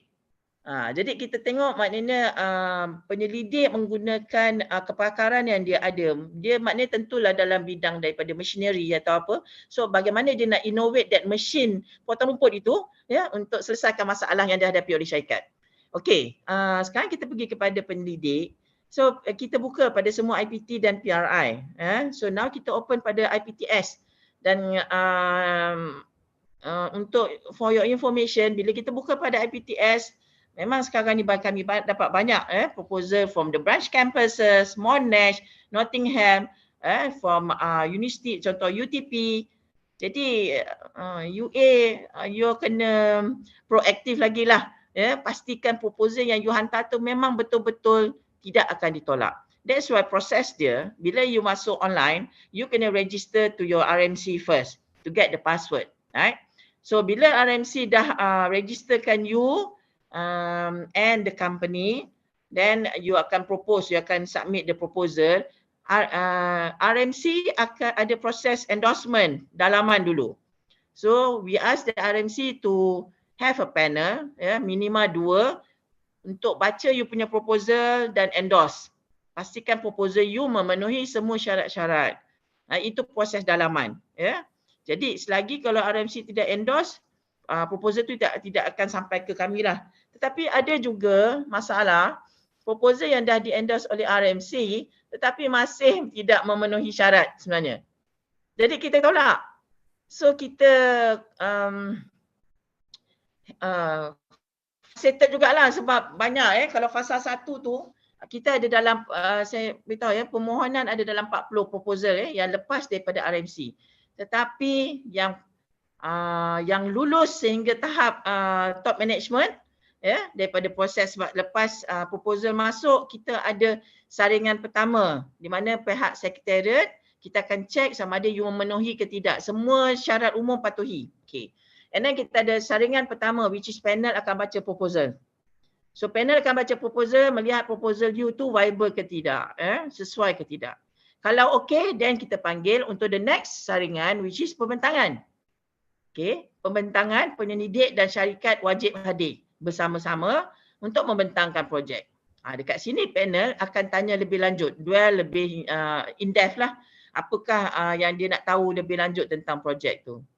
So, hari tu fasa 1, daripada 40 menjadi 30, kemudian fasa pembentangan ada 10 saja projek yang lepas. Can you imagine daripada 40 ada 10 projek yang lepas dan itu pun kita ada jawatan kuasa teknikal pula. Jawatan kuasa teknikal, a group of panel, different panel akan tengok. So daripada 10, 7 saja yang di-approve untuk dibawa ke top management. Dan alhamdulillah 7 projek ini mendapat kelulusan. But itulah saya kata rejection rate tu very high lah. Very high. Jadi kena pastikan kalau betul-betul memang you kena satu syarat dia and then projek tu bukan projek baru fundamental, you want to test out your theory. Contoh you ada theory and you want to test out with that company. Tak boleh. Make sure that you already have at least kalau TRL tu 4 ke atas lah. Maksudnya you already have a research atau you pernah buat and you can show us that you already have done that. And then you boleh selesaikan masalah syarikat tu dengan pengetahuan yang you ada. Itu kita nak. Okay. So untuk ketua dia mesti Malaysian. Tapi untuk ahli penyelidik boleh Malaysian and non-Malaysian. And then satu ketua boleh dan satu penyelidik hanya boleh join pada satu projek satu masa sahaja. You tak boleh ketua untuk projek A, you ahli penyelidik untuk projek B, tak boleh. Dulu kita allow, banyak masalah timbul. But now we only allow seorang penyelidik, one researcher for one project at one time. Okay. So penyelidik atau ketua penyelidik tu tak boleh cuti sabbatical ke, tengah pergi cuti belajar ke, tu tak boleh. Dia mesti totally full time dekat IPT. Okay, next. Okay, saya dah explain tentang satu projek. Okay, pastikan yang ni nombor 9 tu. Ini memang penting sebab I think setiap IPT dia ada perolehan kewangan dia sendiri. Ya, jadi pastikan you tak ada conflict of interest with the syarikat. Contoh, you ada share with the syarikat. Kita akan detect ya, kita boleh check because from form 24 kita boleh tahu. Dia dapat je detect, memang projek tu kita akan tolak. So pastikan you tidak ada apa-apa kaitan pun dengan syarikat tu. Okay, di nombor 10. Penyelidik kita boleh senarai hitam. Senarai hitam untuk mohon projek geran Pprn dalam tempoh 2 tahun. So kita dah ada pernah penyelidik-penyelidik daripada IPT yang kita senarai hitam. Sebab kita nak senarai hitam ni bukannya kita senang-senang ya senarai hitam. Kita akan kaji kes tersebut, apa masalah dia. Jika masalah itu datang daripada penyelidik sendiri, memanglah. Kadang-kadang juga masalah datang daripada syarikat. Kita boleh senarai hitam syarikat juga. Ya, dan informasi atau maklumat tentang ini kita akan share dalam portal. So kalau you all tahu kita ada portal kan, you boleh buka tengok apa maklumat dalam portal tersebut. So pastikan ya, jaga nama baik you as a penyelidik and also you berada di IPT. Ya, jaga nama baiklah. Alright, next. Okay, ini adalah syarat-syarat di mana bila kita nak tengok tu, so borang permohonan mestilah lengkap. Pastikan dalam proposal tu, you kena cerita apa yang syarikat nak, apa masalah dia. You sebagai penyidik, I think, and you sebagai pensyarah, you selalu ajar kan pelajar terus jawab pada soalan, jangan melencong. Nak pergi kajang, you pergi dulu ikut bangi, tak nak. So dalam proposal tu pastikan apakah problem statement, clearly stated apa dia problem statement, and then apa keperluan syarikat, and then bagaimana pula you akan cuba selesaikan. Alright, okay. Tidak boleh ya. Contoh syarikat ni, kadang-kadang syarikat ni SME ni kena hati-hati. Dia mohon dekat Pprn, dia juga mohon dekat tempat lain. So pastikan tidak boleh ya macam tu, sebab kami bila permohonan syarikat kita akan check dengan kami punya counterpart lah yang pemberi dana yang lain, sama ada syarikat ini ada mohon tak projek yang sama dekat you. Kalau kita dapat tahu tu kita akan tolak terus. Ya, sebab dia tak boleh mohon tu. Pastikan kalau dia mohon Pprn, dia mohon Pprn saja. Okey. Yang lain tu sebenarnya ni. Okey, yang biru tu jawatankuasa etika. I think semua IPT ada your ethics punya committee kan. Sekiranya dia involve pemakanan ataupun ujian-ujian yang memerlukan jawatankuasa etika, yang maknanya sekiranya memerlukan jawatankuasa, so pastikan you masa at least datang masa pembentangan nanti, kalau dipanggil pembentangan, you dah ada kebenaran tersebut.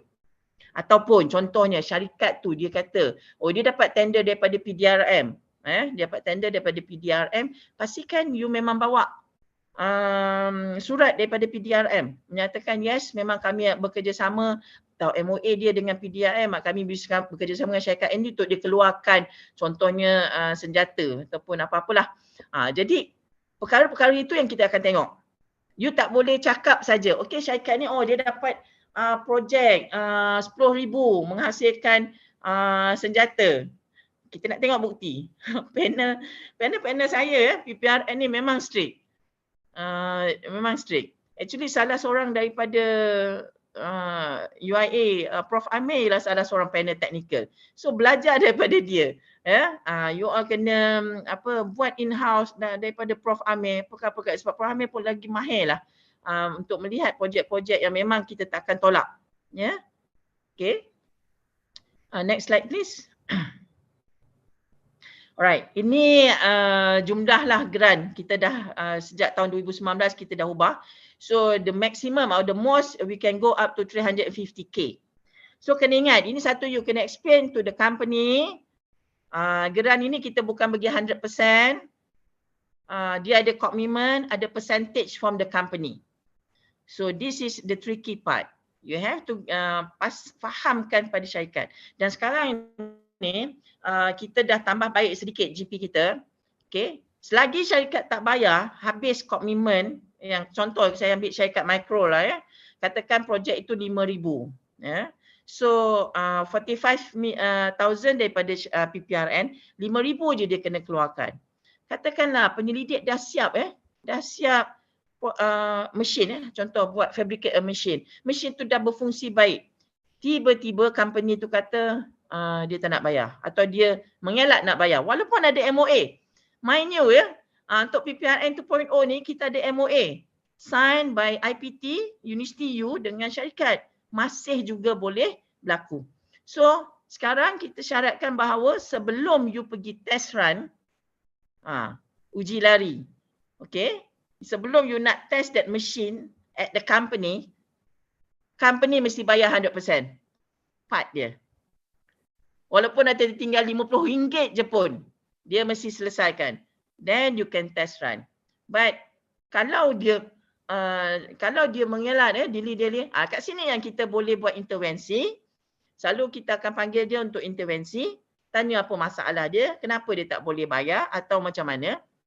Kita and then kalau kata dia tak nak, so kita boleh so itu masalah daripada syarikat kan. Company penyelidik dah sediakan, dah buat dah semua penyelesaian tu. So syarikat tu kita boleh blacklist dan kita akan share dengan pemberi dana yang lain. So ini kita memang sangat, kita terpaksa lagi strict lah. Lagi strict. Bila kita dah ada projek-projek PPRN 2.0 sebelum ni, masalah-masalah seperti inilah. Ada juga yang syarikat yang tak bayar. So you kena clear dengan dia. Okay, satu lagi yang pihak KPT nak you clear betul-betul. Dan you kena jaga kebajikan ataupun kepentingan IPT dan you sebagai penyelidik ialah IP. Ini memang KSU, Datuk Seri memang sentiasa tekankan. Dia tanya, apa yang Universiti dapat? Apa yang penyelidik dapat bila join PPRN? Okay, I cakap, okay, diorang akan dapat that professional fees. Yalah, itu one off dia kata. Macam mana pula IP dia? Dia tak nak, kalau sebabkan penyelidik yang memberikan idea, you all punya expertise untuk selesaikan masalah. So you kena bincang betul-betul. Unless syarikat tu contoh dia buat, dia ada formula dia sendiri untuk makanan. Okay, dia memang tak boleh share. You hanya bantu dia untuk one part of that formulation, contoh. Tapi dia kata, okay, saya nak pegang IP ni 100%. Boleh syarikat boleh buat macam tu. Tetapi that's why kata, you as penyelidik, you kena bincang betul-betul, ajak you punya RMC ke, wakil, bincang betul-betul dengan syarikat. Ingat, apa yang sentiasa dalam kepala you mesti jaga kepentingan universiti and you sebagai penyelidik. Itu yang KSU selalu pesan. So untuk syarikat yang kecil, it can go up to 150k. So 70% from the kerajaan and then 30%, 30% the company has to put up the money. Kalau sederhana 250k and dia 50-50. Ini 50-50. 50 from the government, 50 from the company. And syarikat besar, 30% government akan keluar, 70% from the company. Alright. Okay, next. So ini nanti you boleh tengoklah slide ni, kita akan boleh share dengan you macam mana kita categorizekan syarikat sebab dia berbeza pembuatan, perkhidmatan, pertanian, pembinaan, pelombongan dan pengkuarian.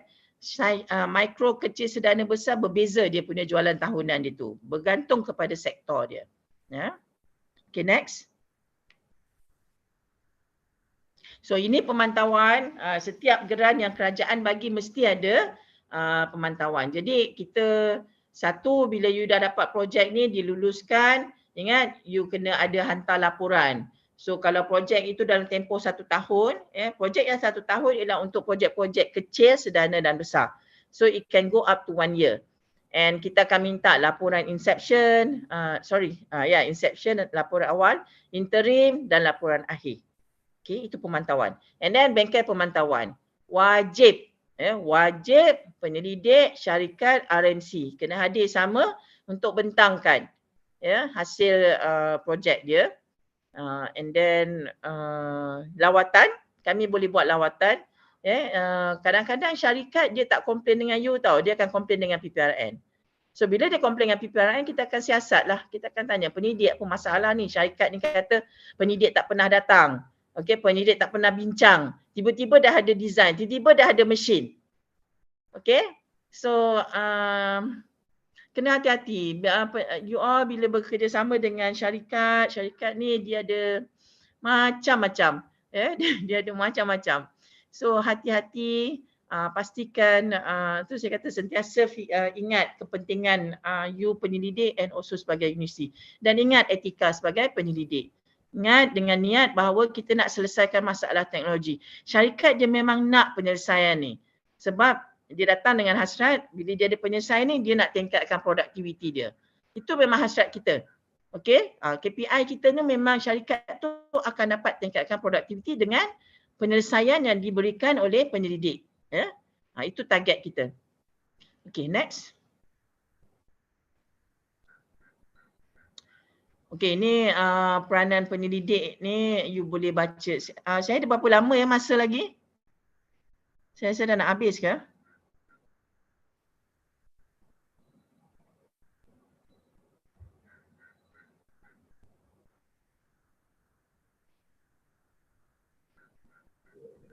Masih boleh dengar ke?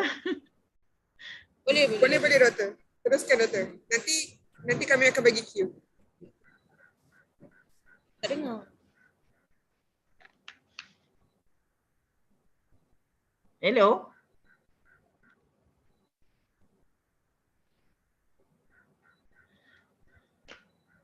Okey. So dekat sini peranan penyelidik. Jadi dipastikan borang bila masuk online tu tak cukup dokumen, memang you takkan boleh dapat dah proceed. Pastikan dokumen you lengkap. And then bila kita panggil pembentangan you hadir. So ini adalah tanggungjawab as penyelidik itulah. Ya. Okey, seterusnya. Ni you all boleh baca ke? Okey. Right. So ini syarikat.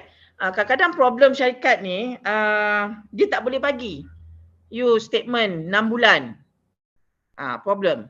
Kita kalau tak cukup 6 bulan, kenapa? Takut problem syarikat tu memang tak boleh sustain katakan. So kita memang ada pegawai kewangan yang akan kaji kewangan syarikat. So dia akan tengok kekukuhan syarikat, sama ada syarikat ini boleh maju ke tidak. Sebab kita tak nak, sebab dulu banyak problem kita bila kita dah bagi penyelesaian, cantik, mesin cantik, tiba-tiba syarikat tutup. Gulung tikar. Bila tukar management habis. So kita tak nak, sebab duit kerajaan yang bagi itulah duit rakyat, kan, duit kita bayar tax tu. So kita tak naklah pembaziran berlaku. Jadi pastikan syarikat yang you pergi approach tu pun you pun kena kaji juga syarikat tu macam mana. Okey, tengok dia. Kalau dia problem, saya tak boleh bagi audited account 3 tahun. Kenapa? Kan sepatutnya kalau you dah sedang berhad, you patut tak ada masalah untuk bagi untuk forwardkan you punya audited account. Unless you tak buat. Ataupun audited account dia tak cantik. Contoh, audited account dia tak cantik, so dia tak nak. Kita tak boleh, kita tak walaupun projek itu memang bagus. Projek itu memang bagus. Penyelesaian you memang innovate cantik. Tetapi bila dokumen macam ini tak lengkap, kemungkinan besar projek itu akan ditolak. So, dokumen-dokumen ini memang wajib. Wajib. Unless dia boleh bagi bukti, auditor tengah proses mengaudit dengan bukti surat daripada auditor. Dia contoh kita nak 3 tahun kan. Okey, dia mohon untuk you sekarang mohon untuk 2022. So dia patut boleh produce 2019, 20 and 21. Patutnya dah ada that audited account. Betul? So unless 2021 tu dia masih lagi proses sebab dia baru 2002 ni baru 2022 baru bulan 5 kan. Dan dia boleh bagi bukti. Dan kita boleh pertimbang. Tapi katakan langsung tak ada audited account. How can we trust you as a company?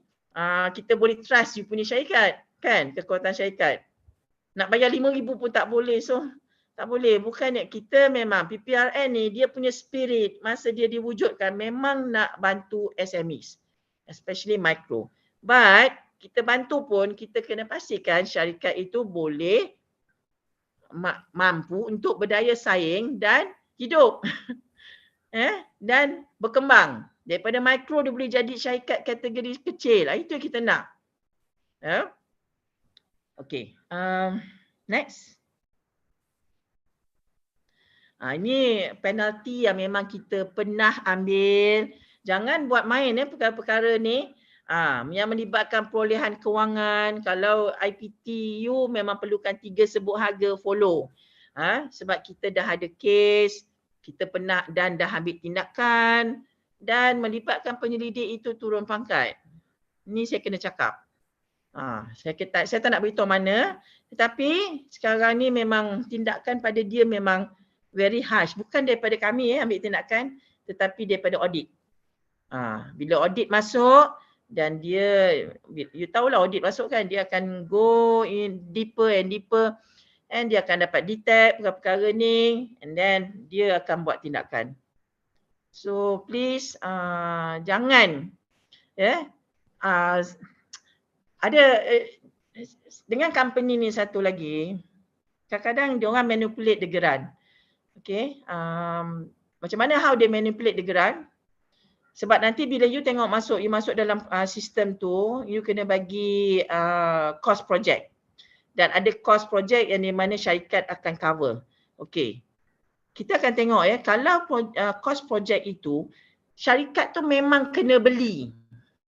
Kalau dia tak beli, dia tak boleh start the production. Maksud contoh Okay. Tiba-tiba they want to put the responsibility or the beban. Dia nak beli contoh satu mesin. Mesin ni dia memang kena ada. Okay, dia mesti ada dekat kilang dia. Tetapi dia pandai dia nak manipulate. Dia absorbkan the harga mesin tu as dia punya commitment. You faham tak? Maksudnya contoh projek mikro. Okay, dia kena keluarkan 5,000. So 5,000 tu mestilah perkara-perkara yang memang komitmen daripada dia yang kita minta. Contohnya dia boleh beli bahan lupus ke or something. Tetapi contoh dia ada satu mesin yang memang dia kena beli. Kalau dia tak buat geran Pprn ni pun dia kena beli sebab kilang dia perlukan. Tetapi dia absorbkan, dia masukkan mesin itu untuk okeylah. Jadi aku beli mesin tu as my commitment. Kita boleh detect Jangan ingat kita tak boleh detect. Sebab panel-panel saya akan tengok costing tu. Betul-betul. So jangan buat masalah. Pastikan clear cut. Bila you bincang dengan company pun, you also have to be careful. Kadang-kadang dia manipulate you. Ada projek yang syarikat yang buat, penyelidik as boneka. Ada. Semua syarikat buat. And then dia nak claim daripada kerajaan. You faham tak? Dia macam research tu dibuat dekat dia, dekat tempat dia gunakan mesin dia, and then dia charge us.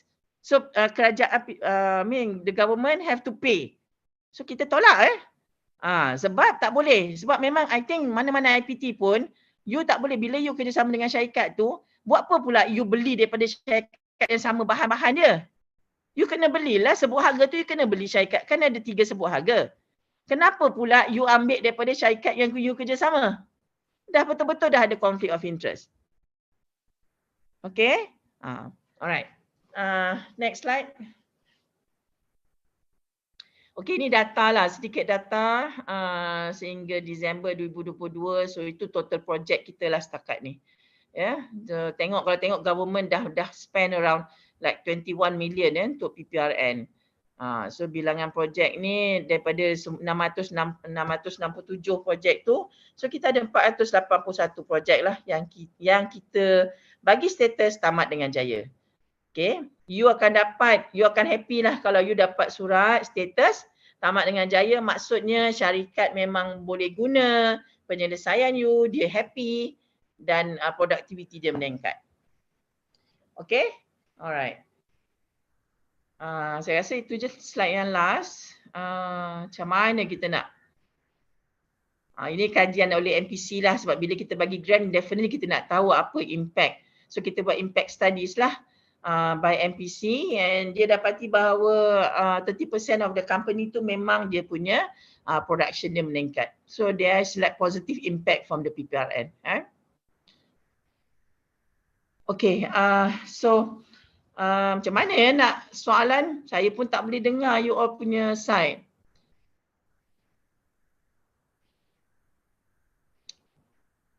Okay, satu information yang saya rasa saya perlu share dengan UIA dan lain-lain. Tapi UIA dapat information ni pertama lah.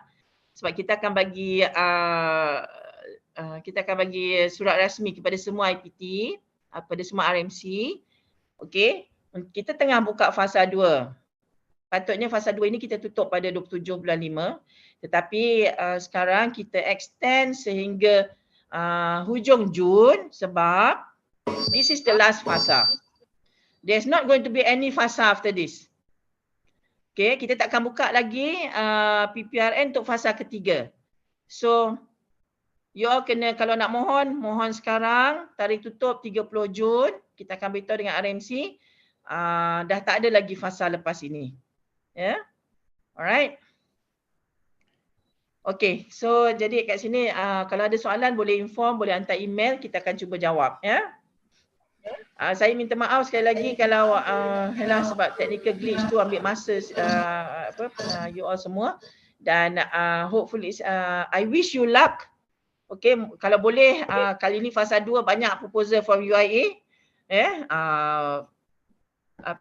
Minta tolong daripada Prof Amir, pastikan panel-panel tu yang endorse tu pastikan betul-betul baca, make sure sebelum submit kepada kita. Alright. Terima kasih. Itu saja daripada saya.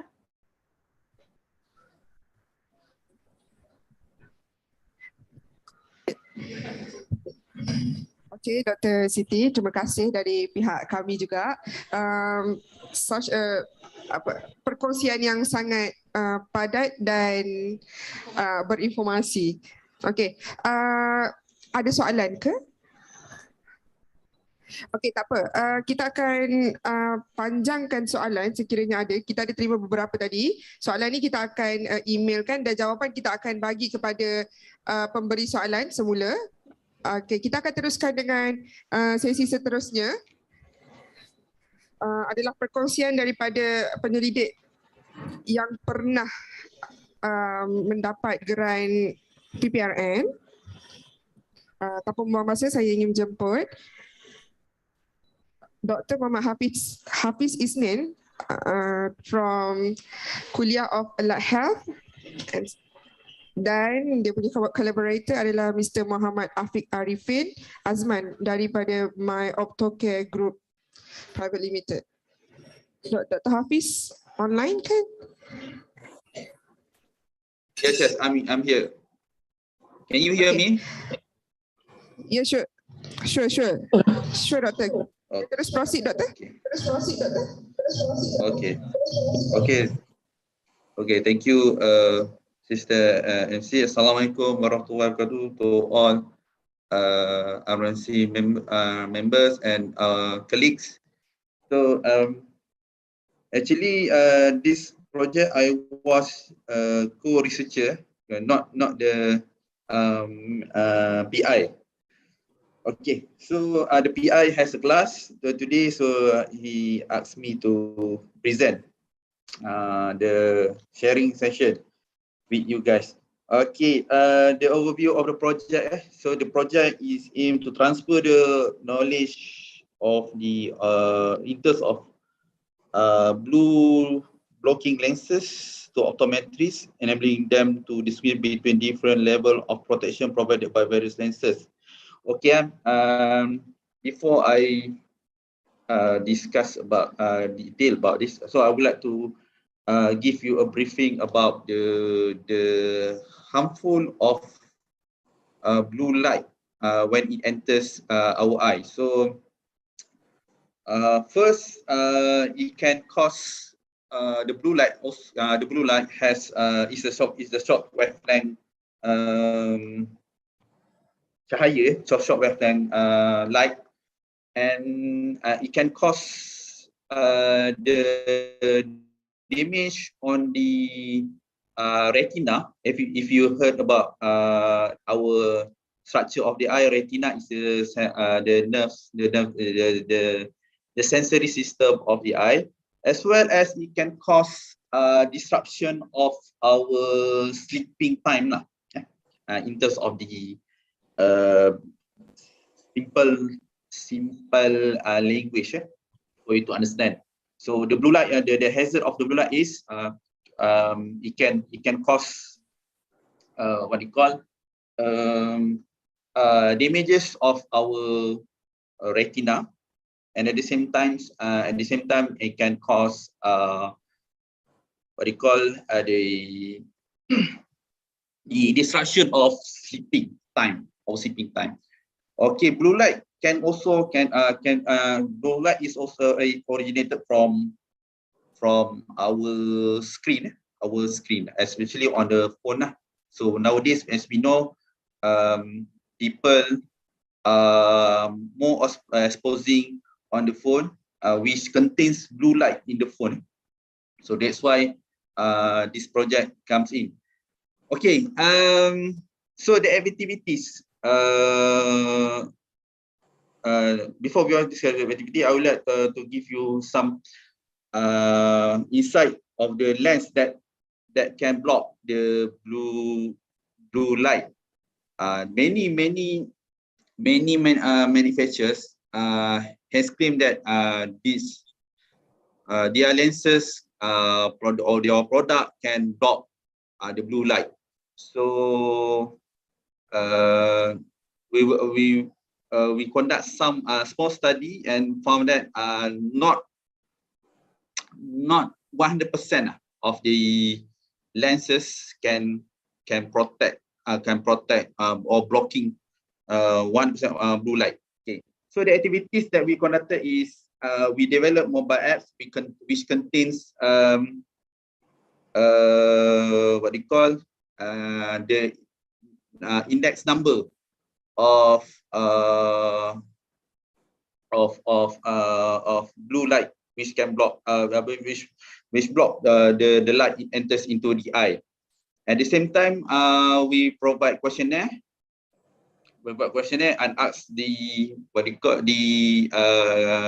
members of the company, which is Optocare, to answer the question. Then after that, we produce the education video to ask them to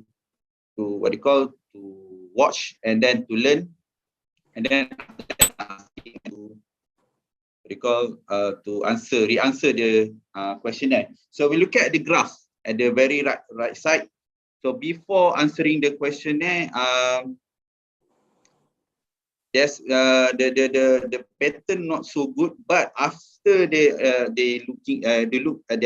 watch the video and learn something and they answer the questionnaire, so we found that there's a what you call less skewed. So more on dia punya score tu dia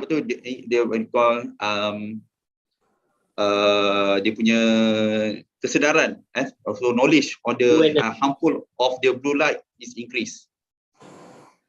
So Mr. Afiq, do you want to add something, Mr. Afiq? Okay, Assalamualaikum warahmatullahi wabarakatuh. I'm Muhammad Afiq from Optocare. Can you hear me? Can you hear me? Can you hear my voice? Sure. Okay. Okay, first of all, this is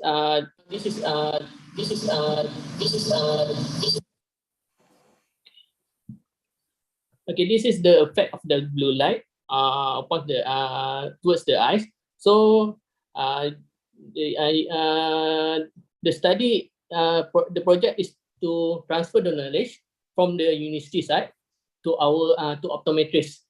Okay, so they need to know what is the blue light, what is the effect of the eyes, and so we can give more accurate facts to our customer. So based on the so usually when we explain to our customer, the source of fact we get is from the lens manufacturer itself, but sometimes there's some lens manufacturer overclaim their product, so we need to know what their true performance through the performance of their lens. So that's why this type of transfer knowledge is very needed for optometrists like us. So for example, we use more on the scale. Okay, I will share you about the what is blue light. Blue light is is type of light, is high type of light that can cause effect on our retina, and it will gonna affect our sleep pattern.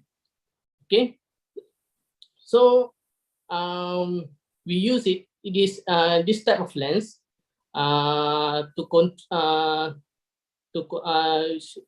we use usually we use the lens because of the what we call that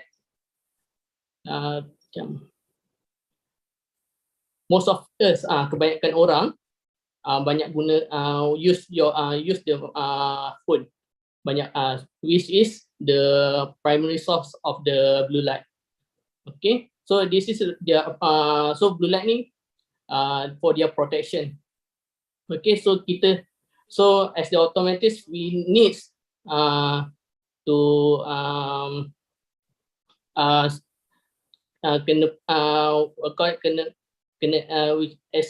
kena beritahu fakta yang sebenar pada customer, kena explain betul-betul supaya kita tak overclaim our product. Okay, that's why we need the knowledge here. Okay, so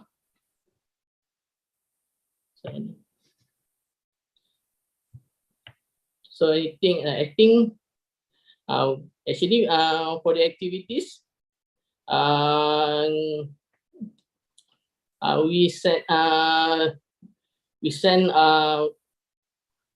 we have what call that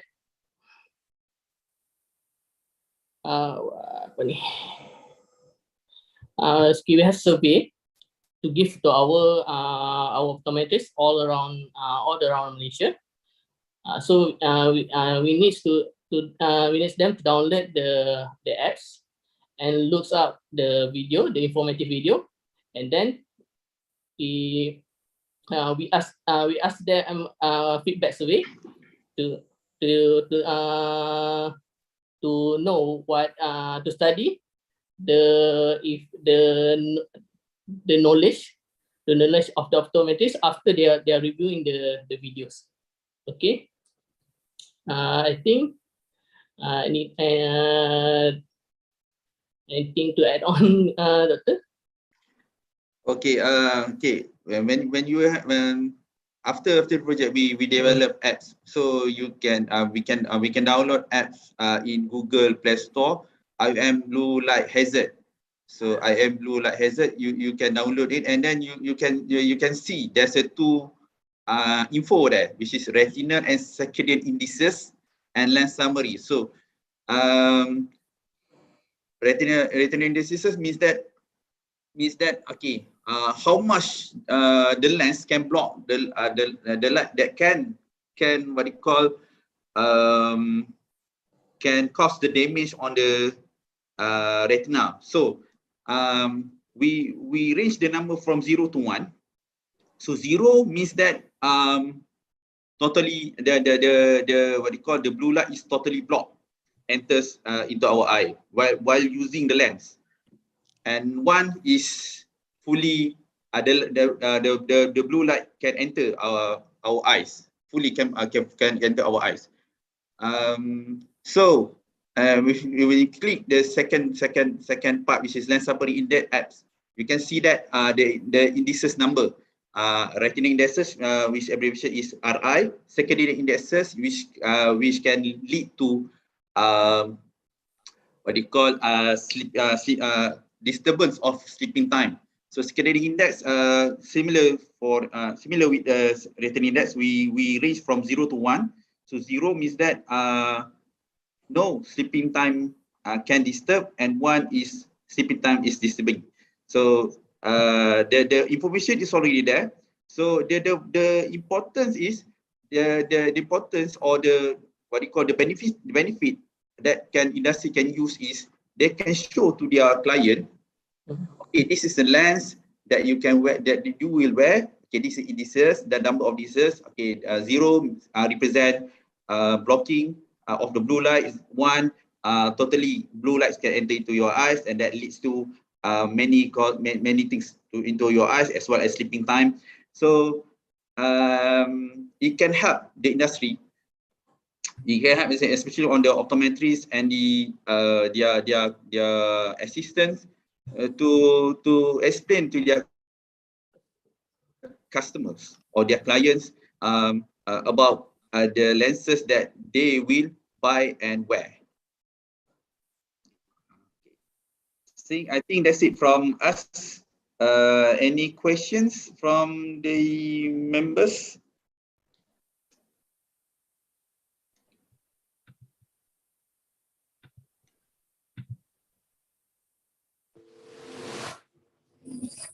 Test.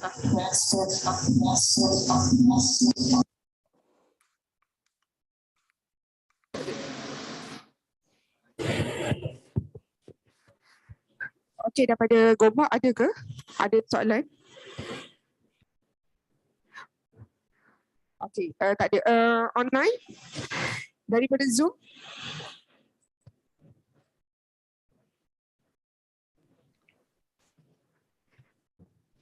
Okey, tak apa doktor, tadi kita pun dah agree. Kita dah agree untuk proceed dengan a sharing session. Nanti soalan tu kita akan bagi through email lah, the response and the answer. Sorry, the question and answer. Jadi terima kasih Dr. Hafiz Isnin dan Dr. Afiq tadi ya. Okay.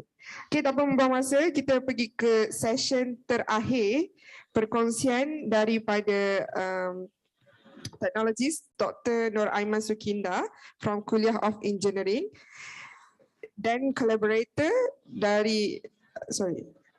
adalah Encik Muhammad Adli bin Datuk Dr. Abdul Wahab, COO of Organic Gain Sdn Bhd. Tapi hari ini Dr. Aiman seorang Seorang. Okey. Terima kasih Dr.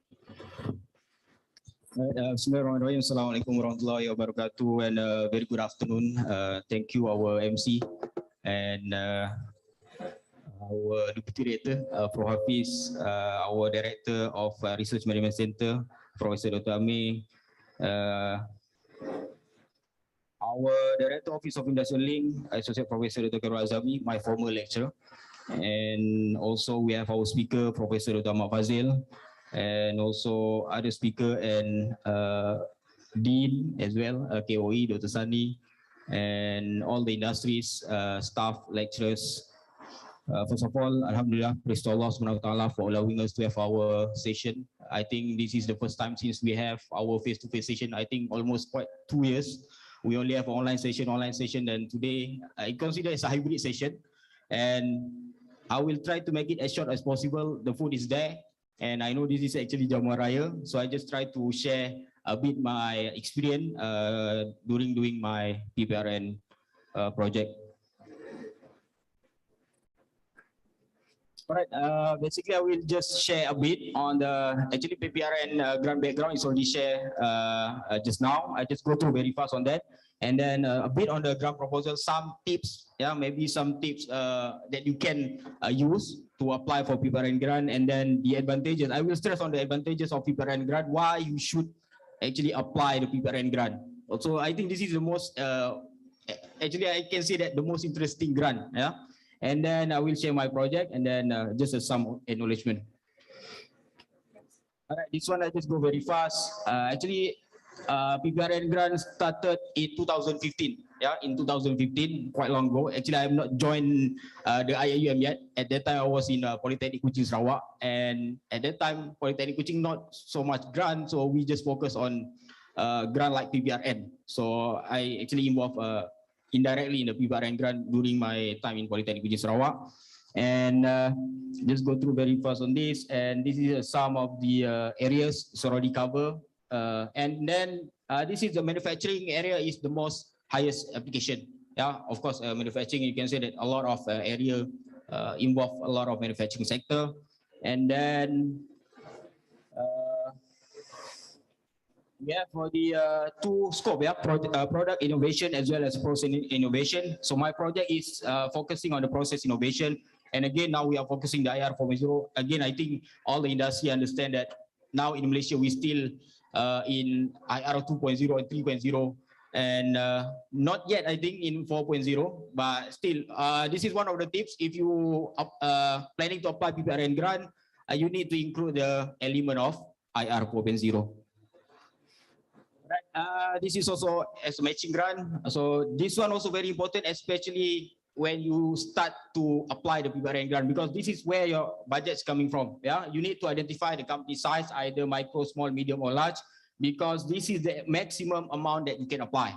Yeah, a lot of grant is actually coming from the micro. My project is coming from the small. So again, the company contribution as well is stated there. So this one also you have to take into consideration when applying the grant, especially on the budget part. Yeah, we just go through very fast on this. This one, I believe RMC already shared all the document, all the detail, all the guidelines, so you can check from the email. And this is also the criteria for the companies. You need to understand this before apply. Yeah, otherwise you already write a lot of things because you need a commitment from both sides. Yeah, from the industry and then from the university. So you need to again check this one first. The company at least establish 1 year, and then the sales turnover at least 100,000, and then you need to get the I can say that quite confidential document like I can say the what we call this audited account. Yeah, is it the company willing to give? This is something that for me I think the industry is quite confidential. Yeah, this is actually your and then your bank statement. So get this one first. Try to discuss with the company if they are willing to share with you for the purpose of Pprn, then you can proceed. Otherwise, then you're gonna get problem in the future. All right. And then just touch on the important part. And then the researcher. All right. And there must be a Malaysian. If international, you can be a member. You cannot be a PI. As well as researcher, you can only be only one project as a member or as an PI. Yeah, easy to say, only one project at one time. Yeah. All right. Now this is the biggest tips that I want to share with you before applying the Pprn grant. That you must have the mutual understanding. This is the biggest. I think if you get this one, then you gonna get the bright future. Yeah. Mutual understanding. Why? Because now the company is spending money. Yeah, even though it's maybe 30%, or if the small or big company, 50%. So they invest some money. So they need something in return. Yeah, as a researcher, maybe you will not, we are not in the industry side. So industry will, willing to spend money. So they need something in return. So this is something that we need to have a mutual understanding in terms of the IP as well. Yeah, whether it's 50-50, 30-70. In my part, because they are spending 30%, so IP right is 30% going to the company, 70% going to the university, for example. So those are the things that you need to have a mutual understanding first. Then you gonna start write out the proposal and so on. Get this one first. Yeah, discuss. Go to the site visit first. Discuss everything. Be transparent for everything. Yeah, even the 25% going to the researcher, you have to be transparent on that one. Yeah. So those are the things. Otherwise, you're gonna have the problem in the future. Even all the document need to be signed by the company, verify everything. So yeah, this is I think the biggest tips. So try to discuss properly, anything be transparent, and inshallah, then you're gonna get. The next time it will be easy for you. All right, and then a bit on the grant proposal, I can say this is the tips. What is important? The first one, of course, you need a problem. Yeah. Not, you go to the company and then you create a problem for the company. No, the problem is already there in the company, and then you come to propose a solution. Yeah, not you are going to the company and then suddenly, I think this one we can have the problem here. You are the one who are making problem, so it's not working like that. Yeah, so the company already have a problem. So how to identify or how to determine or identify the problems is basically you go, for me is because I'm doing food processing with a food processing industry, you go stage by stage. Yeah, of course, from the start, from the raw material, from the cooking process, and then go to the filling line, packaging. There must be something that you can improve. Yeah, of course, the industry, it's just in terms of the time, money they have to spend. So those are the things. Maybe consider as penghalang for improvement. So we have this grant, so try to go stage by stage and identify the problem, and the most important thing, you propose a solution that the company agree. Yeah, that's why I'm talking about the mutual understanding. Is it okay in terms of the proposed solution? Is the company okay with that? Because the company are willing to spend the money, for example 30,000. Is it this solution is good enough for the 30,000 they are spending for the grant? If good enough, then it's okay. If not, then you see, otherwise if you proceed and then let's say it's approved, then the company, not in line with your suggestion of or can say the solution, so it's going to be a problem. So those are the things. All right, and then project solution, not off the shelf solution, of course. Yeah, this one you can also check the guideline. Yeah, not fundamental because you apply the knowledge. So those are the things. And then once you agree upon the solution, then you go to the budget. Again, you have to check the budget. Either it's small, medium company. So those are the things you need to check first. Yeah, the budget again you need to have to discuss with the company how much money they're willing to spend for this project. Yeah, some industry they're just willing to spend 10,000, even though you can up to 100,000, but they're just willing to spend 10,000 only. So you need to apply budget for example, the 10,000, 10,000 from the company. Then, yeah. So those are the things. Yeah, you cannot simply just, if they can apply 50,000, you can assume that the company will contribute 30% up to 50,000, for example, or 10% from the 50,000. You need to discuss with the company first, get the mutual understanding, everything clear, then inshallah it's going to be okay. But it looks like a bit complicated, because it involves a lot of parties. But believe me, you're gonna amaze when you are successful and you get the letter tamat dengan jaya. You will amaze because you get a lot of things. I will share some of my achievement during the Pprn project. I get small amount of money. I'm not saying money is not important. Money is important. If you can get 100,000, 200,000, go. But for me, my rezeki is only small amount of money. I don't want to say the amount of money, but I get a lot of things. I will share some of my achievement. All right, and this one, the cost of the project, you need to check is below. This is actually for the researcher. Maximum you can get is 25,000. Imagine if you have 3 members, you can share 25,000 after the end of the grant. So this maximum is 25,000. It's below than 100,000 is 25,000. It's above 100,000 is also 25,000. All right, this one is online. You can check. Everything is basically from the guideline from RMC already shared. Previously we do it manually. Now we have online system. I think online system I think is more convenient. You can easily just fill in the form. Previously everything is, I can say that manual, so you need to have everything manual, so a bit difficult. This one is more convenient. All right, now I just want to stress a bit on this before I share my project. So advantages of Pprn grant for me, I just stress on collaboration from industry. Networking is the first one. Yeah, maybe if you are looking for the money as a researcher, now this is the grant. Yeah, if you're looking for 25,000 maximum, this is the grant. You can apply 25,000. At the end of the grant, you can get 25,000. Yeah, you can share with your friend if you want. All right. Otherwise, it's 25,000 is yours. Yeah. So this is the grant. But what I want to stress, just based my experience, I just want to focus on the MOA. Yeah. Automatically, your grant approved, you're gonna get the MOA. Yeah. From university and the industry. Okay. Networking. Okay. And this one, this is the COO, Mr. Adil, and they bring me to other company as well. So you see that the networking is expand and expand. So those are actually the most important thing. Yeah, and then the real industry problem, you solve real industry problem. So I think this is the most, know how. I think this is the most important.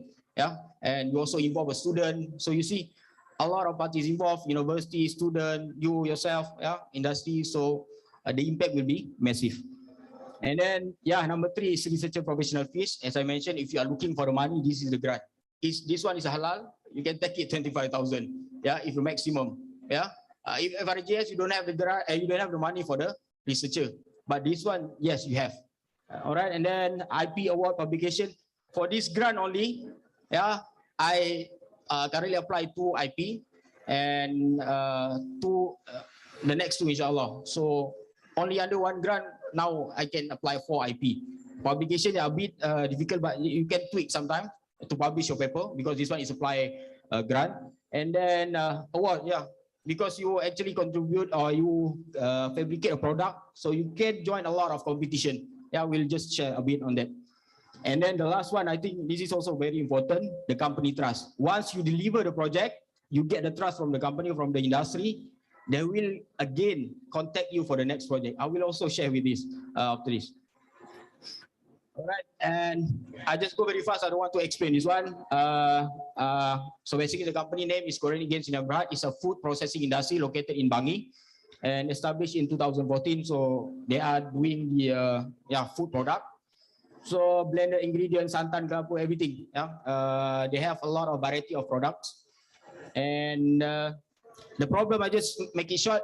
They only have in the filling line here. This is the filling line. They only have 2 food holder, which means they only can get 2 variety of products, 200 gram and 1 kg only. If the customer come and then request for variety of food packaging sizes, they cannot do it for them because they only have limited of food holder. This one to hold the food packaging, or we call it as a pouch. Yeah. So I propose a solution. Why don't we use living technology to create variety of food holder in low cost? They can outsource using a conventional method, but it's too expensive. One single food holder costs you around 30 or 40,000, so it's too expensive. Yeah, it's not cost efficient for the company to have a multiple or to have a variety food holder. So that's why I propose to the company, and then they okay, then we proceed with the project. All right, and then so we deliver to them 3 type of food holder, 100 gram, 300, 500. So after we deliver, so they can make a variety of product size. Yeah. All right. This one on the project implementation. This one in the feeding line. During this COVID-19 pandemic is a bit challenging. And yeah. Initially it's 6 months only, but because of the COVID-19 pandemic, so the Kementerian extend 3 months, so plus minus is 9 months. I have to complete the project, and again, alhamdulillah, I successfully deliver to the company. And this is what I mean by the what we call pouch, food packaging. We call it as a pouch. Yeah. So a lot of things that we need to consider in designing the food holder. All right, I just share with you. And then yeah, some of the details on the design is quite, you can see from the outside it's quite simple, but then you miss 1 or 2 mm, the pouch will not going to be open. Yeah, so those are the things. All right, this is some of the critical criteria that we need to include in our design. And this is the fabrication process. We did a lot of tests and a lot of samples. So finally, alhamdulillah, we get the exact the dimension for every specific pouch, yeah, or food packaging size. All right, and then This is during the fabrication using 3D printing technology. I believe all of you are already familiar with the 3D printing technology, or we call it as additive manufacturing. Some people might say additive manufacturing, some people might say 3D printing technology. All right, I'm not gonna go into that one. All right, this is a testing procedure. As I mentioned, we did a lot of testing procedure, and just to share the successful test. No sound. This one for 100 gram. Yeah. This is the last one actually, not the first one. Yeah, you can see that it's open nicely, but previously it's not open. All right, I just show you these. This is the successful one, and then this one is 300 gram. They miss 1 or 2, 3 millimeter. This ports will not going to be open because there's some process here, the filling process here, and then there's going to be a sensor, and then for sealing. So those are the things actually will affect the product. Yeah, and then we have this one is 500 gram. Yeah. All right. Again, it's a video. I just want to share. This is how the things work in the production line in the food processing industry.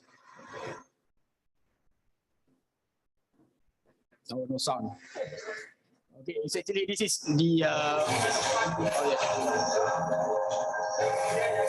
So this is the main point.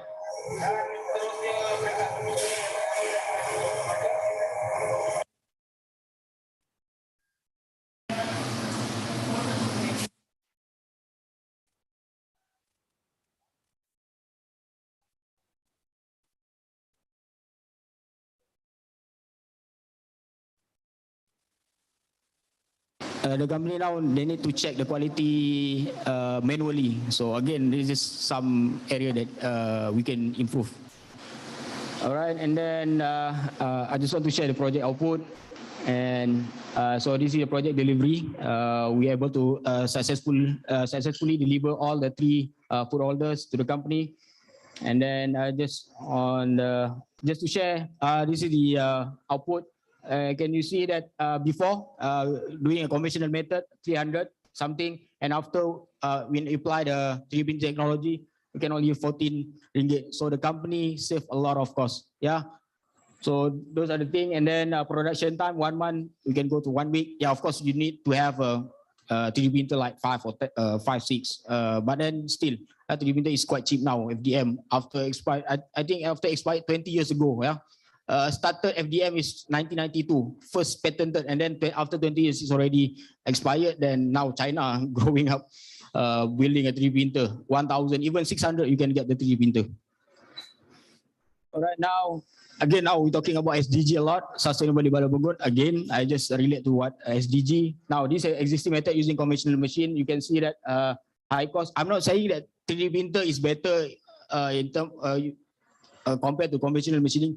We still need conventional machining, but then it's just a good alternative for the industry. Yeah, if you want to cut costs, make a fast prototype, this is the technology.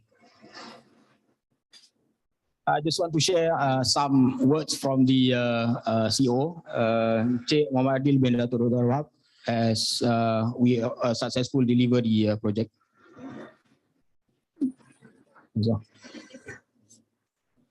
So this is what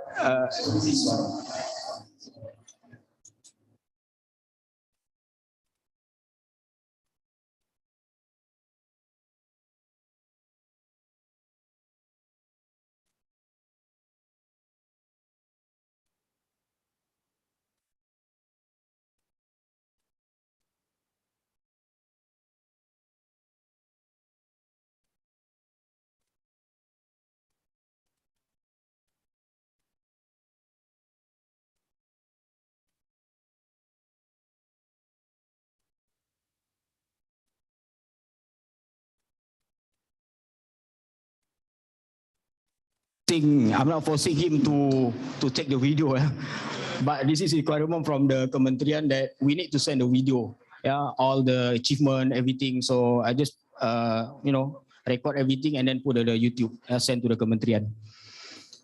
All right, and copyright now I already applied to. The 2 is next, inshallah. And thank you to our Dean, Kuliah of Engineering, Dr. Sani, for approve my copyright. And then again, publication. Publication a bit difficult, but you need to tweak a bit. And then, so for this grant only, I apply for IP. Yeah. And then MOA, as I mentioned, once you get approval, MOA is on the way. Yeah, so this is also good for the university and for you yourself. Yeah, actually a lot of parties involved. Yeah, we have signs by the Zul as well, Prof. Zul as well. All right. This one I just want to share some award from the MTE SDG last year. This one for outstanding award, 2 award, outstanding and also silver. For this grant only, and then gold for UTHM, and then again this year, actually together with Dr. Hanafi. Thank you, Dr. Hanafi. All right, this one again a silver. All right, so I mean, I'm not, I'm just share that only single grant. That's why I'm saying that it's unique grant. Only single grant, you can get a lot of things. MOA. You can get, yeah, if you were looking for the money, this is the grant. If you're looking for the money, this is the grant. You can get IP, publication, yeah, you can tweet something, you can get a publication, you can get award, anything. So how good is that? Apa lagi lah. So apply this grant, yeah. At least as a researcher, sekali lah semua hidup, you try to apply this grant. I believe me, you will amaze, you will satisfy, yeah.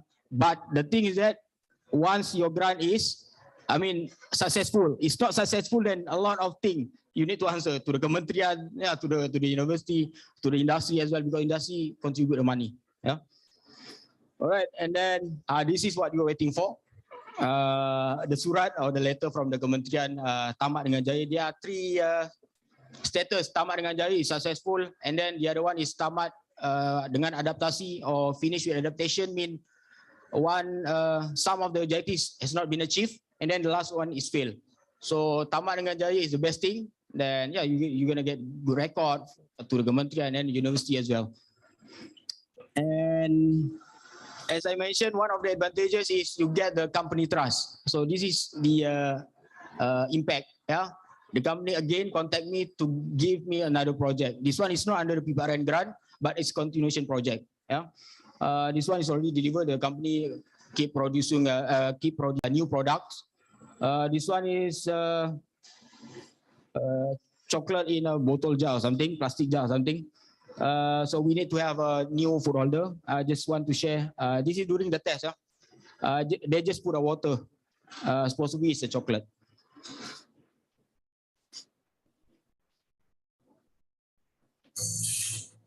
Yeah, you can get this. Yeah, you can get the cost is 1,000, for example, so it's cheap solution. Yeah, so the company can have a multiple variety of food holder. And then again, the next project is still ongoing. This one is from Tentera, all right?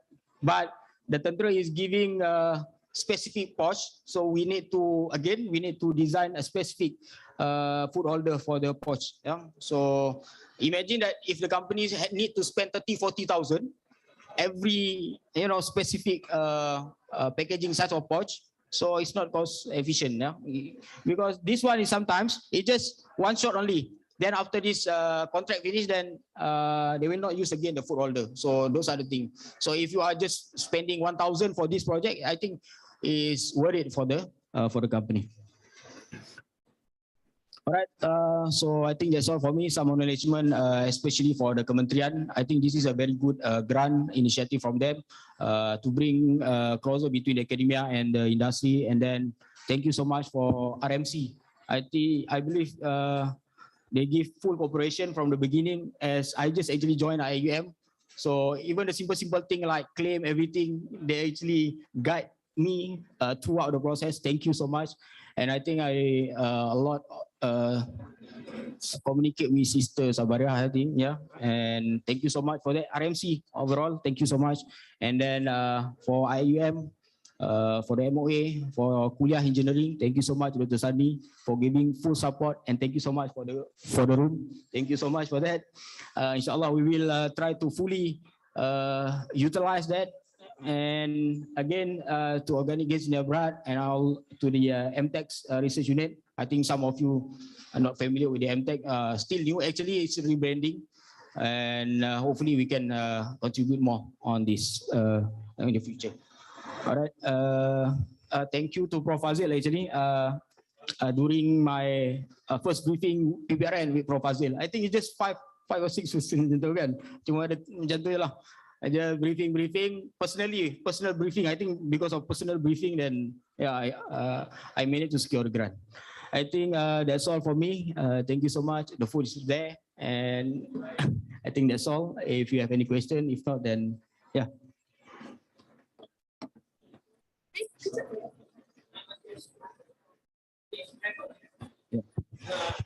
I was impressed by your talk. You talk more of design and engineering. By profession, I'm an engineer.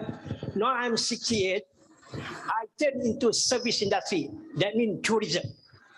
I mean my company, Base Travel. We have a collaboration with Pago punya university Sun, yeah. Jadi when you are dealing with this tourism, yeah, it's involving culture, it's involving art, and it's difficult. Like for me, my group, we have a few projects where it's quite difficult for me to quantify a scientific way, measurable. But when you talk about art, it is intangible. How? Every time I buat, I just say sorry, tak dapat. Macam sekarang yang empat ni, memang you can quantify. Jadi macam mana university can help? After all, if you don't have industry, we are already part of your partners. We have one project, alhamdulillah satisfied. Tapi itu project is more of buat publication, but it's more on research. I have two project yang mana I nak sautkan Motex punya inspirasi friendly Islamic tourism. Yang dia ketengahkan halal, tapi banyak lagi. Being a local, being a Malaysian, I like to promote my district more. So yeah, everybody, you are welcome to more and meet guest ever. We can be you punya orang kata tourist guide. We have a package. We have a package is big. I don't mind telling you, kita punya project adalah Sunnah in the Garden. Tapi it is quite difficult for me nak contribute to get this grant. As we know tadi, one of the doctor from Ministry of Education, they like something yang quantified. Yeah. Most of the people who do the assessment, they are technical people. Kalau macam buat art macam ni, macam I punya projek nak bawa orang datang semua, at least 2 hari duduk, 3 hari ni kan duduk kat sana, makan ala madrasah, makan atas dalam kan banyak yang sunah-sunah. Jadi macam mana you from the high learning institution, ini satu-satu area yang mana I tengok, kalau tengok you punya grant, dah ada mention services, tapi tak ramai yang membuat. I reckon. Yang lain semua ambil benda yang boleh quantify. Ini kalau you boleh help me into that, then the company, bukan me, my company. That's it. Is there any one good body of knowledge which can address this matter? Thank you. All right, thank you so much. I think this is not a question. This is a good opportunity for the researcher. Yeah, I think this is a good opportunity for the researcher. Yeah, because this grant is actually because we want to see something that we can quantify, something that measurable. Yeah. So, but then in this case, it's a different thing. So this is opportunity for as a researcher. I think from Dr. Azami, I think we can discuss on this. Yeah, we can have a great discussion on this. How we can get a project and move forward on this. Yeah, this one is. This one is other thing. Yeah, because we not just focus on the something that we can quantify, but the other project as well. I think Dr. Azami, maybe we can have a discussion on this. It's actually my former lecturer on C programming. I think in 2008. So again, welcome to UIA. I come back to UIA. I saw him first in MOS. Yeah. Thank you so much for your, for the suggestion. Yeah, we can look into it because I am a technical person. Yeah, I know I'm not good on that. That's why I'm talking about technical numbers. So it's easy. Yeah. Is it the profit increase? Yes, increase. How much? There's a number, but that thing is something that we can quantify with numbers. Yeah. So I think we can work on it. I think we have a lot of the activities. Even though it's engineering, I think we can also work on that. Alright.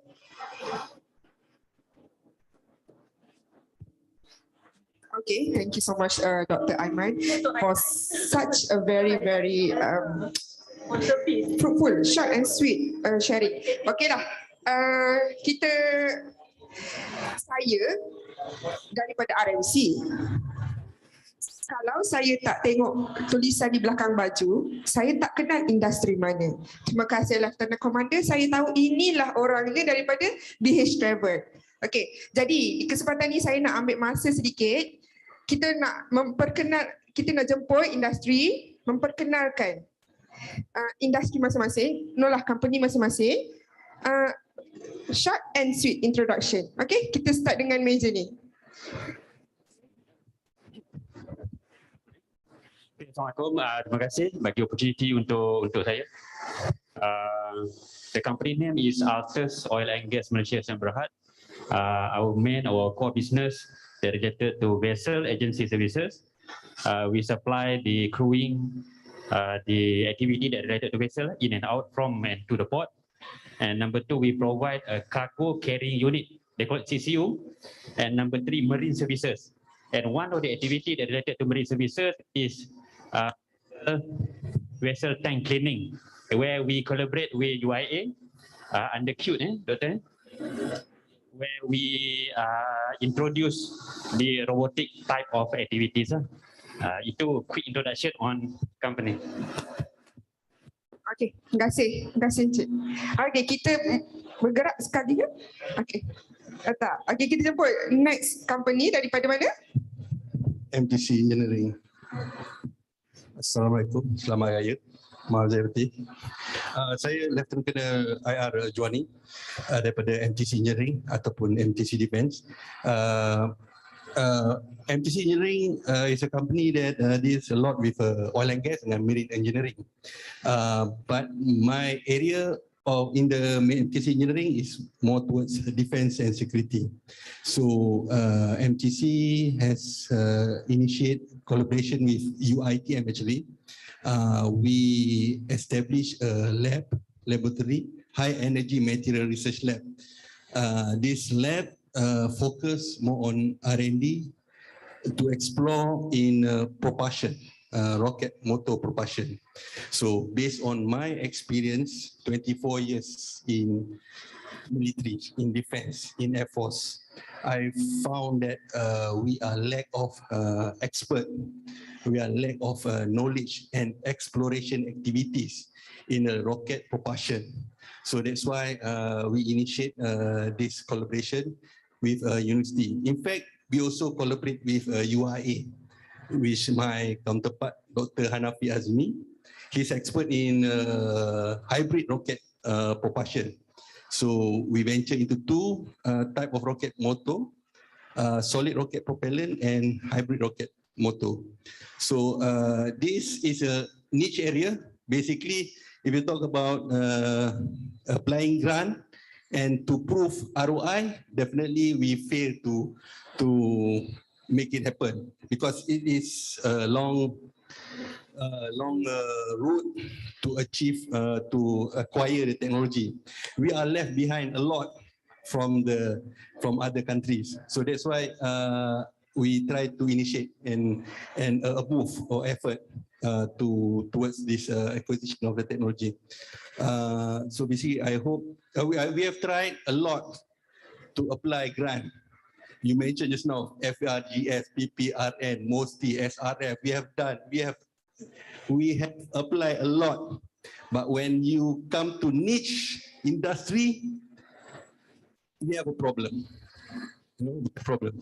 Even the university have a problem, the industry also have a problem because it's not an open market, it's not a well-demand industry, but it is niche to support the government strategic needs. But at this point of time, we fail to get the confidence of this government entity.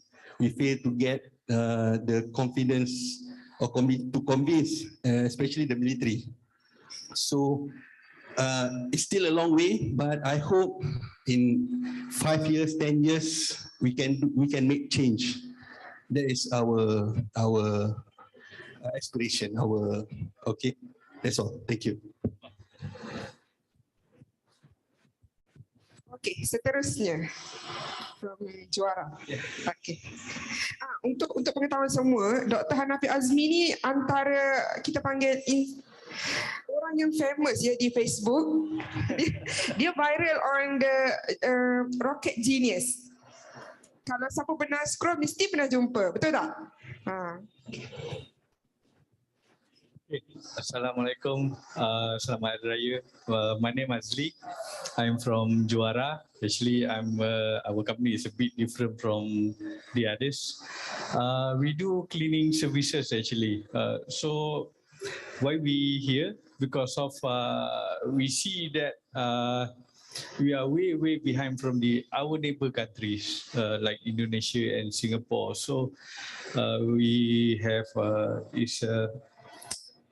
we can say that we need to lift up the industry. So sebab kita percaya yang dalam Islam juga ada ajar yang kebersihan separuh daripada iman. So we take as a core. So what we did is we tried to build up our own robotic cleaner and a few IoT sensor technology to bring.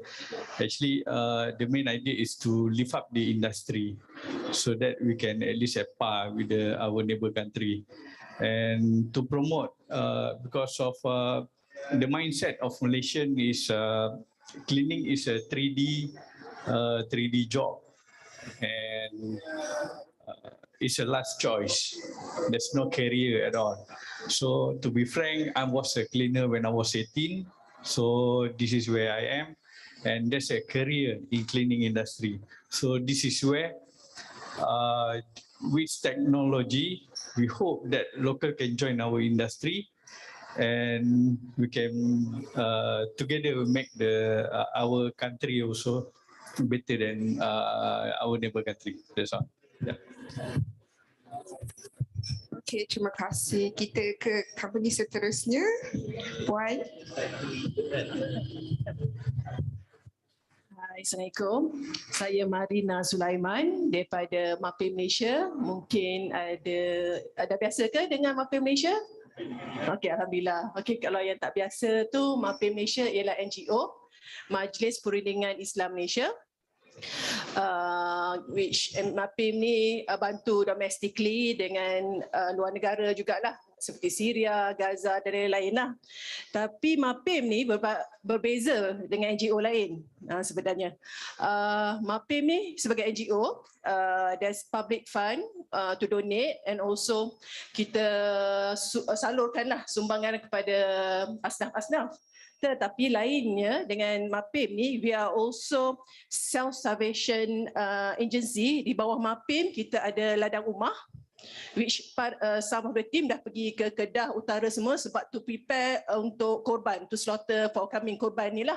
Biasanya bila tiap kali, masalahnya bila setiap kali korban, sebagai NGO, MAPIM ni susah nak dapatkan sebelah lembu, kambing semua. So to get all those dengan harga yang murah, dan kita buat sendiri the company ladang rumah.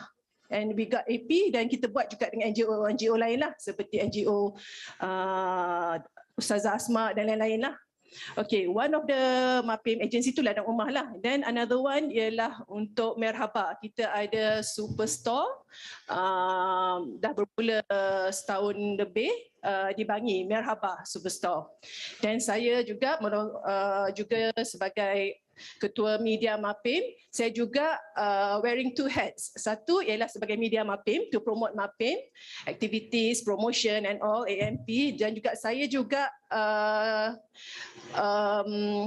ada anak syarikat, agensi bawah MAPIM untuk self-sufficient lah, which we do drama, we do production. So siapa-siapa yang perlukan khidmat untuk iklan, khidmat untuk media, khidmat untuk event, so boleh berjumpa dengan saya. Because basically we believe that in MAPIM, from the donors tu, kita akan sumbangkan direct to the asnaf, to help them, but we are self-sufficient. We have agency, the salaries for the operation to bear is from the business. Tu yang tadi I kata, from Dadang Umar, Merhaba, dan from the media side, myself, Umar Prima. So basically that's about MAPIM. Okay, thank you. Terima kasih Puan, saya ambil alih. Saya ambil alih. Dia kata dia dah penat tu. Saya pergi pada Cik Long. Long sila. Assalamualaikum and good afternoon everyone. Selamat Hari Raya. My name is Long Untitled bin Zainal. I'm a former student of Dr. Sani back in 1998 in matriculation. A former mechatronics student. I graduated in 2005 and I continue my master in MBA Strategic Management here in IIUM. So UIA is very close to my heart lah. So I'm holding the position of Deputy General Manager of Project Delivery and Technology for Harta Lega Holdings Berhad. So my department is handling all the capital expenditure project for the organization for the past 10 years. So we have spent of about 3.5 billion on the past 10 years for the expansion of our production plant in Sepang. Harta Lega is the biggest nitrile glove producer in the world.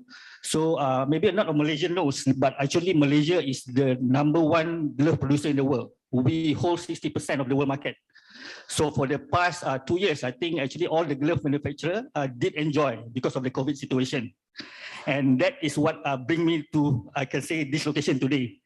Because simultaneously, China did wake up during this situation and they are revamping their production capability to match Malaysian. So all of us as the glove manufacturer in Malaysia is trying to find a way on how to be better in what we do in terms of spending tremendously on automation, digitalization of all our processes, up to IoT and robotics to reduce our reliance on foreign workers. So I am hoping that actually with this, I can say, spending that will be done by the company and also the other glove player, we are thinking to, I can say, have a closer collaboration with, I can say, agencies, with universities to help the industry as a whole to elevate our game and actually make sure our position as the world leaders in glove production is kept. So that's a bit remark from me. Thank you very much.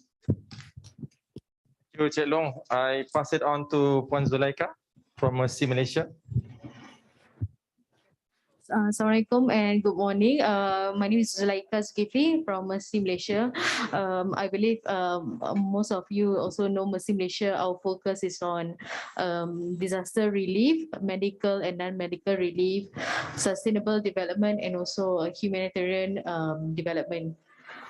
So I think Mercy Malaysia is actually a bit out of I'm a bit out of my league here, listening to all the technology innovations and everything. But I think it's also a eye-opening experience to see how we can include technology and other innovations into our relief and support. Thank you. Okay, silakan. Assalamualaikum warahmatullahi wabarakatuh.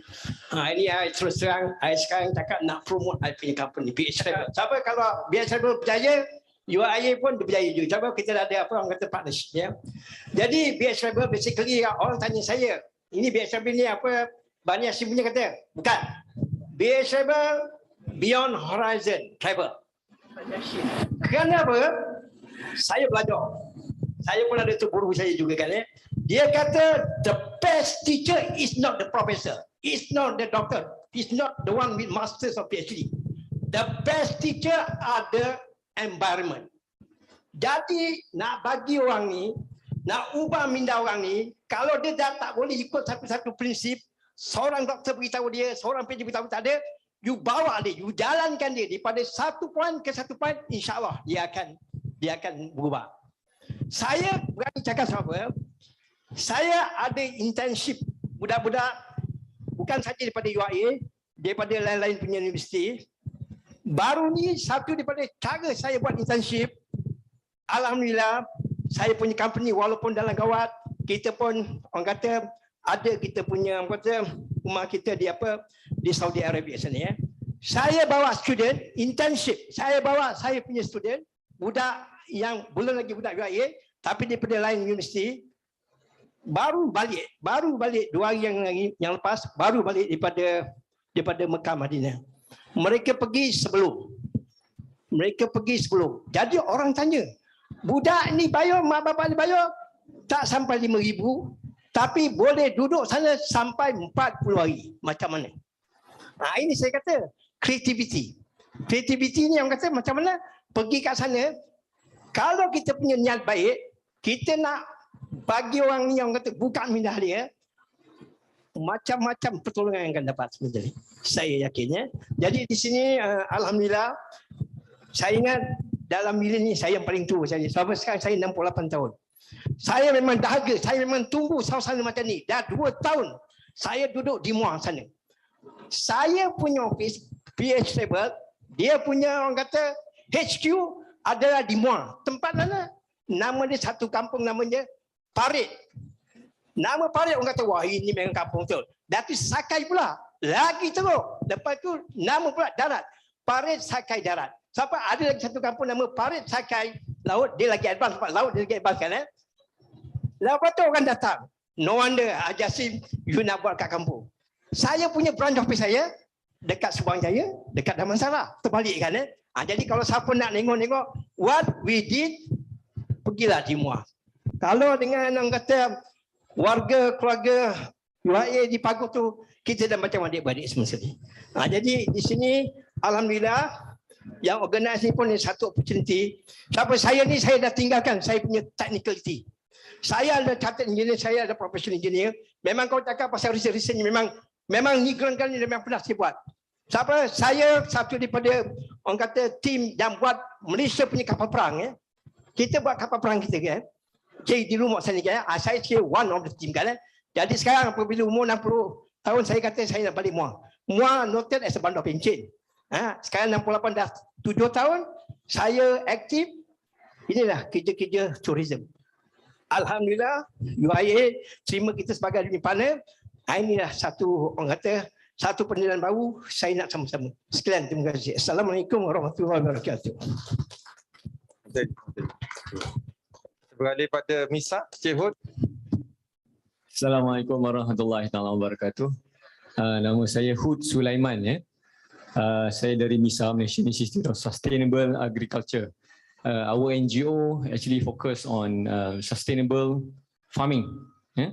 We focus on natural farming for communities, and we are MISA is one of the partner, IIUM partner on sustainable development.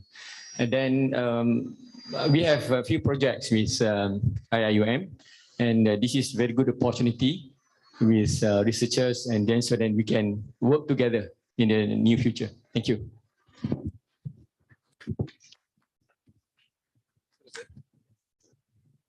Bismillahirrahmanirrahim. Assalamualaikum warahmatullahi wabarakatuh. Selamat tengah hari. Saya Fahmi Samsudin, Chief Executive Officer Global Peace Mission Malaysia. Proud to say that I'm also alumni of IIUM, Kuliah of Economics 2010. Alhamdulillah, for the past 2-3 years, this body will be our place as our center to coordinate all the assistance for the COVID-19 recipient, especially for those who are needy. Alhamdulillah, Global Peace Mission was founded 2001, and last year will be our 20 years of university. We have been to many other countries like Mercy and MAPIM. We are working together with many other initiatives, together with the rest of civil society movement. And our focal area will be more towards how we can bring up, I mean, the opportunity to have more student youth, especially to be involved in humanitarian assistance. Currently, we have one school, particularly with the initiative of Greater Gombak initiative under the IUM. We have one school called Jasmine Sham, catering for about 100 plus students, mostly coming from Syrian, Palestinian, and other affected areas. Alhamdulillah, we managed to give them not only from the secondary, primary up to O level IGCSE, and we are doing some assistance for the unprivileged communities. Alhamdulillah, for the past many years, we do many project activities with IUM, especially with the student. Many of them also receive award as the best student program, especially when it's come to international event up to the Syrian refugees. And Alhamdulillah, we focusing on advocacy program, especially on Muslim minorities issue. We are working with other agency with IUM like International Islamic Muslim Unity and some other agencies in IUM. So inshallah, I think this good opportunity for us to know each other. Hopefully, maybe work together in the future. Thank you. Thank you, Mr. Fahmi. I think one more person from Sureko, I think. Yes. Tak pun saya bincang. Boleh.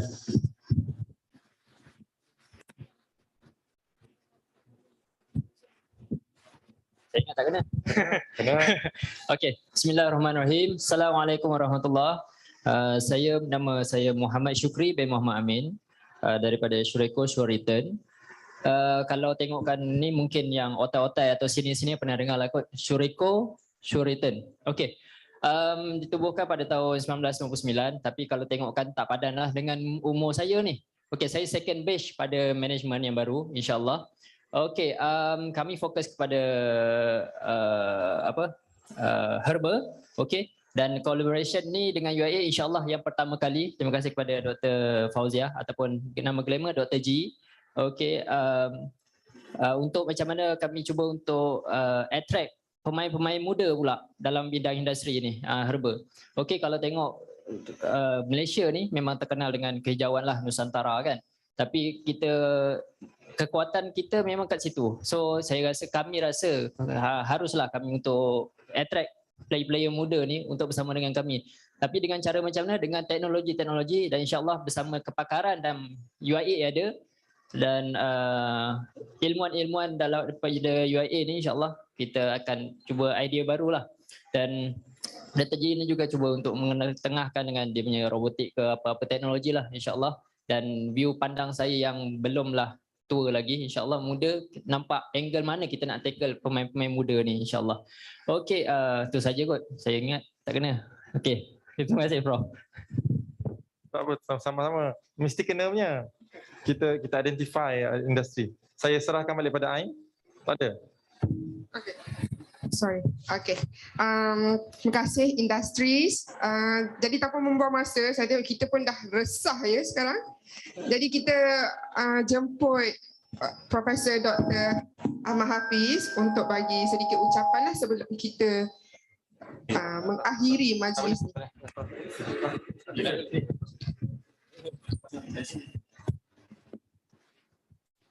Okay, Assalamualaikum warahmatullahi wabarakatuh.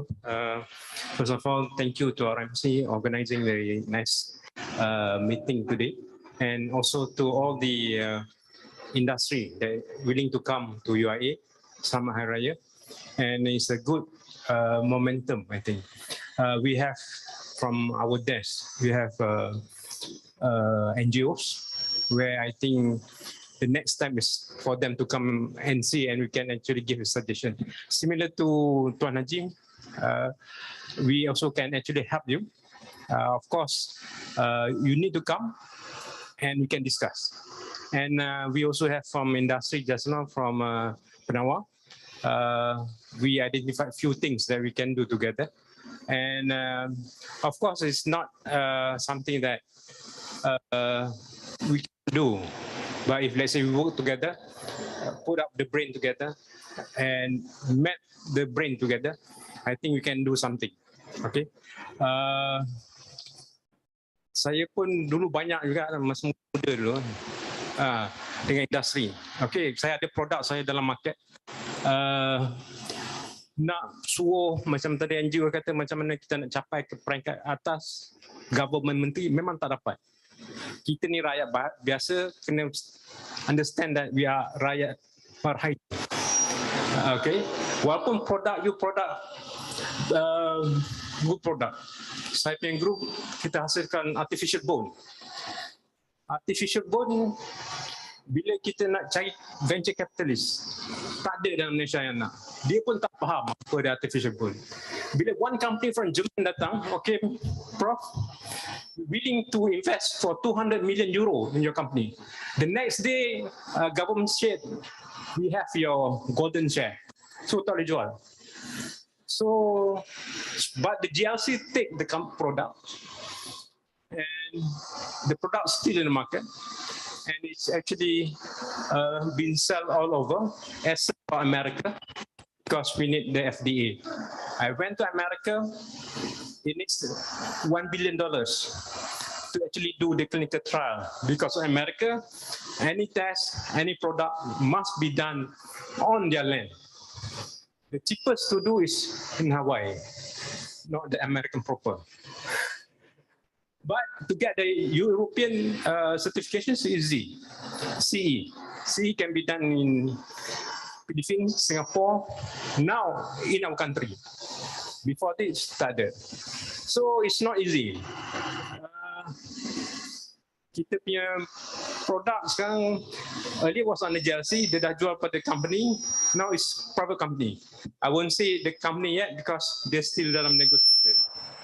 Tapi sebagai researcher, we got the kalau tadi doktor tu dia dapat masa dia buat, kita dapat masa kita buat, kita boleh dapat hasil, dan masa kita jual tu pun kita dapat patent.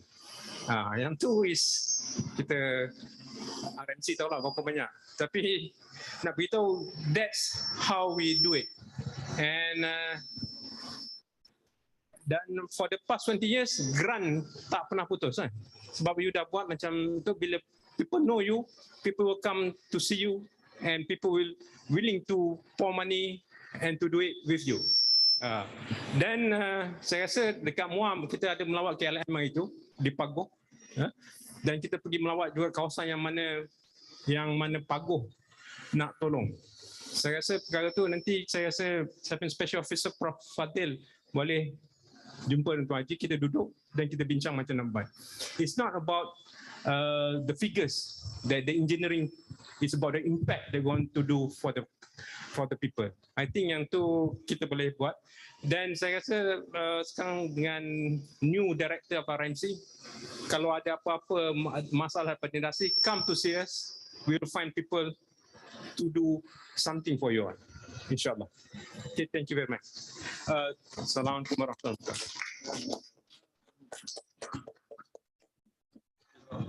wabarakatuh. Thank you, Prof. Hafiz. Okay.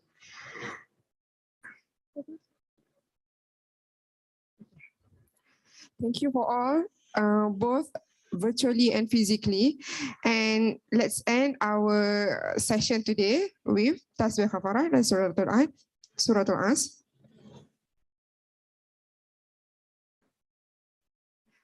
And the most awaited, saya ingin menjemput tetamu yang datang ke Wadi Budi ini untuk sama-sama menjamu selera di belakang jamuan raya. Selamat. Sorry. Saya ada pantun. 2 rangkap sahaja. Sapu roti jam kaya. Selamat Hari Raya. Terima kasih.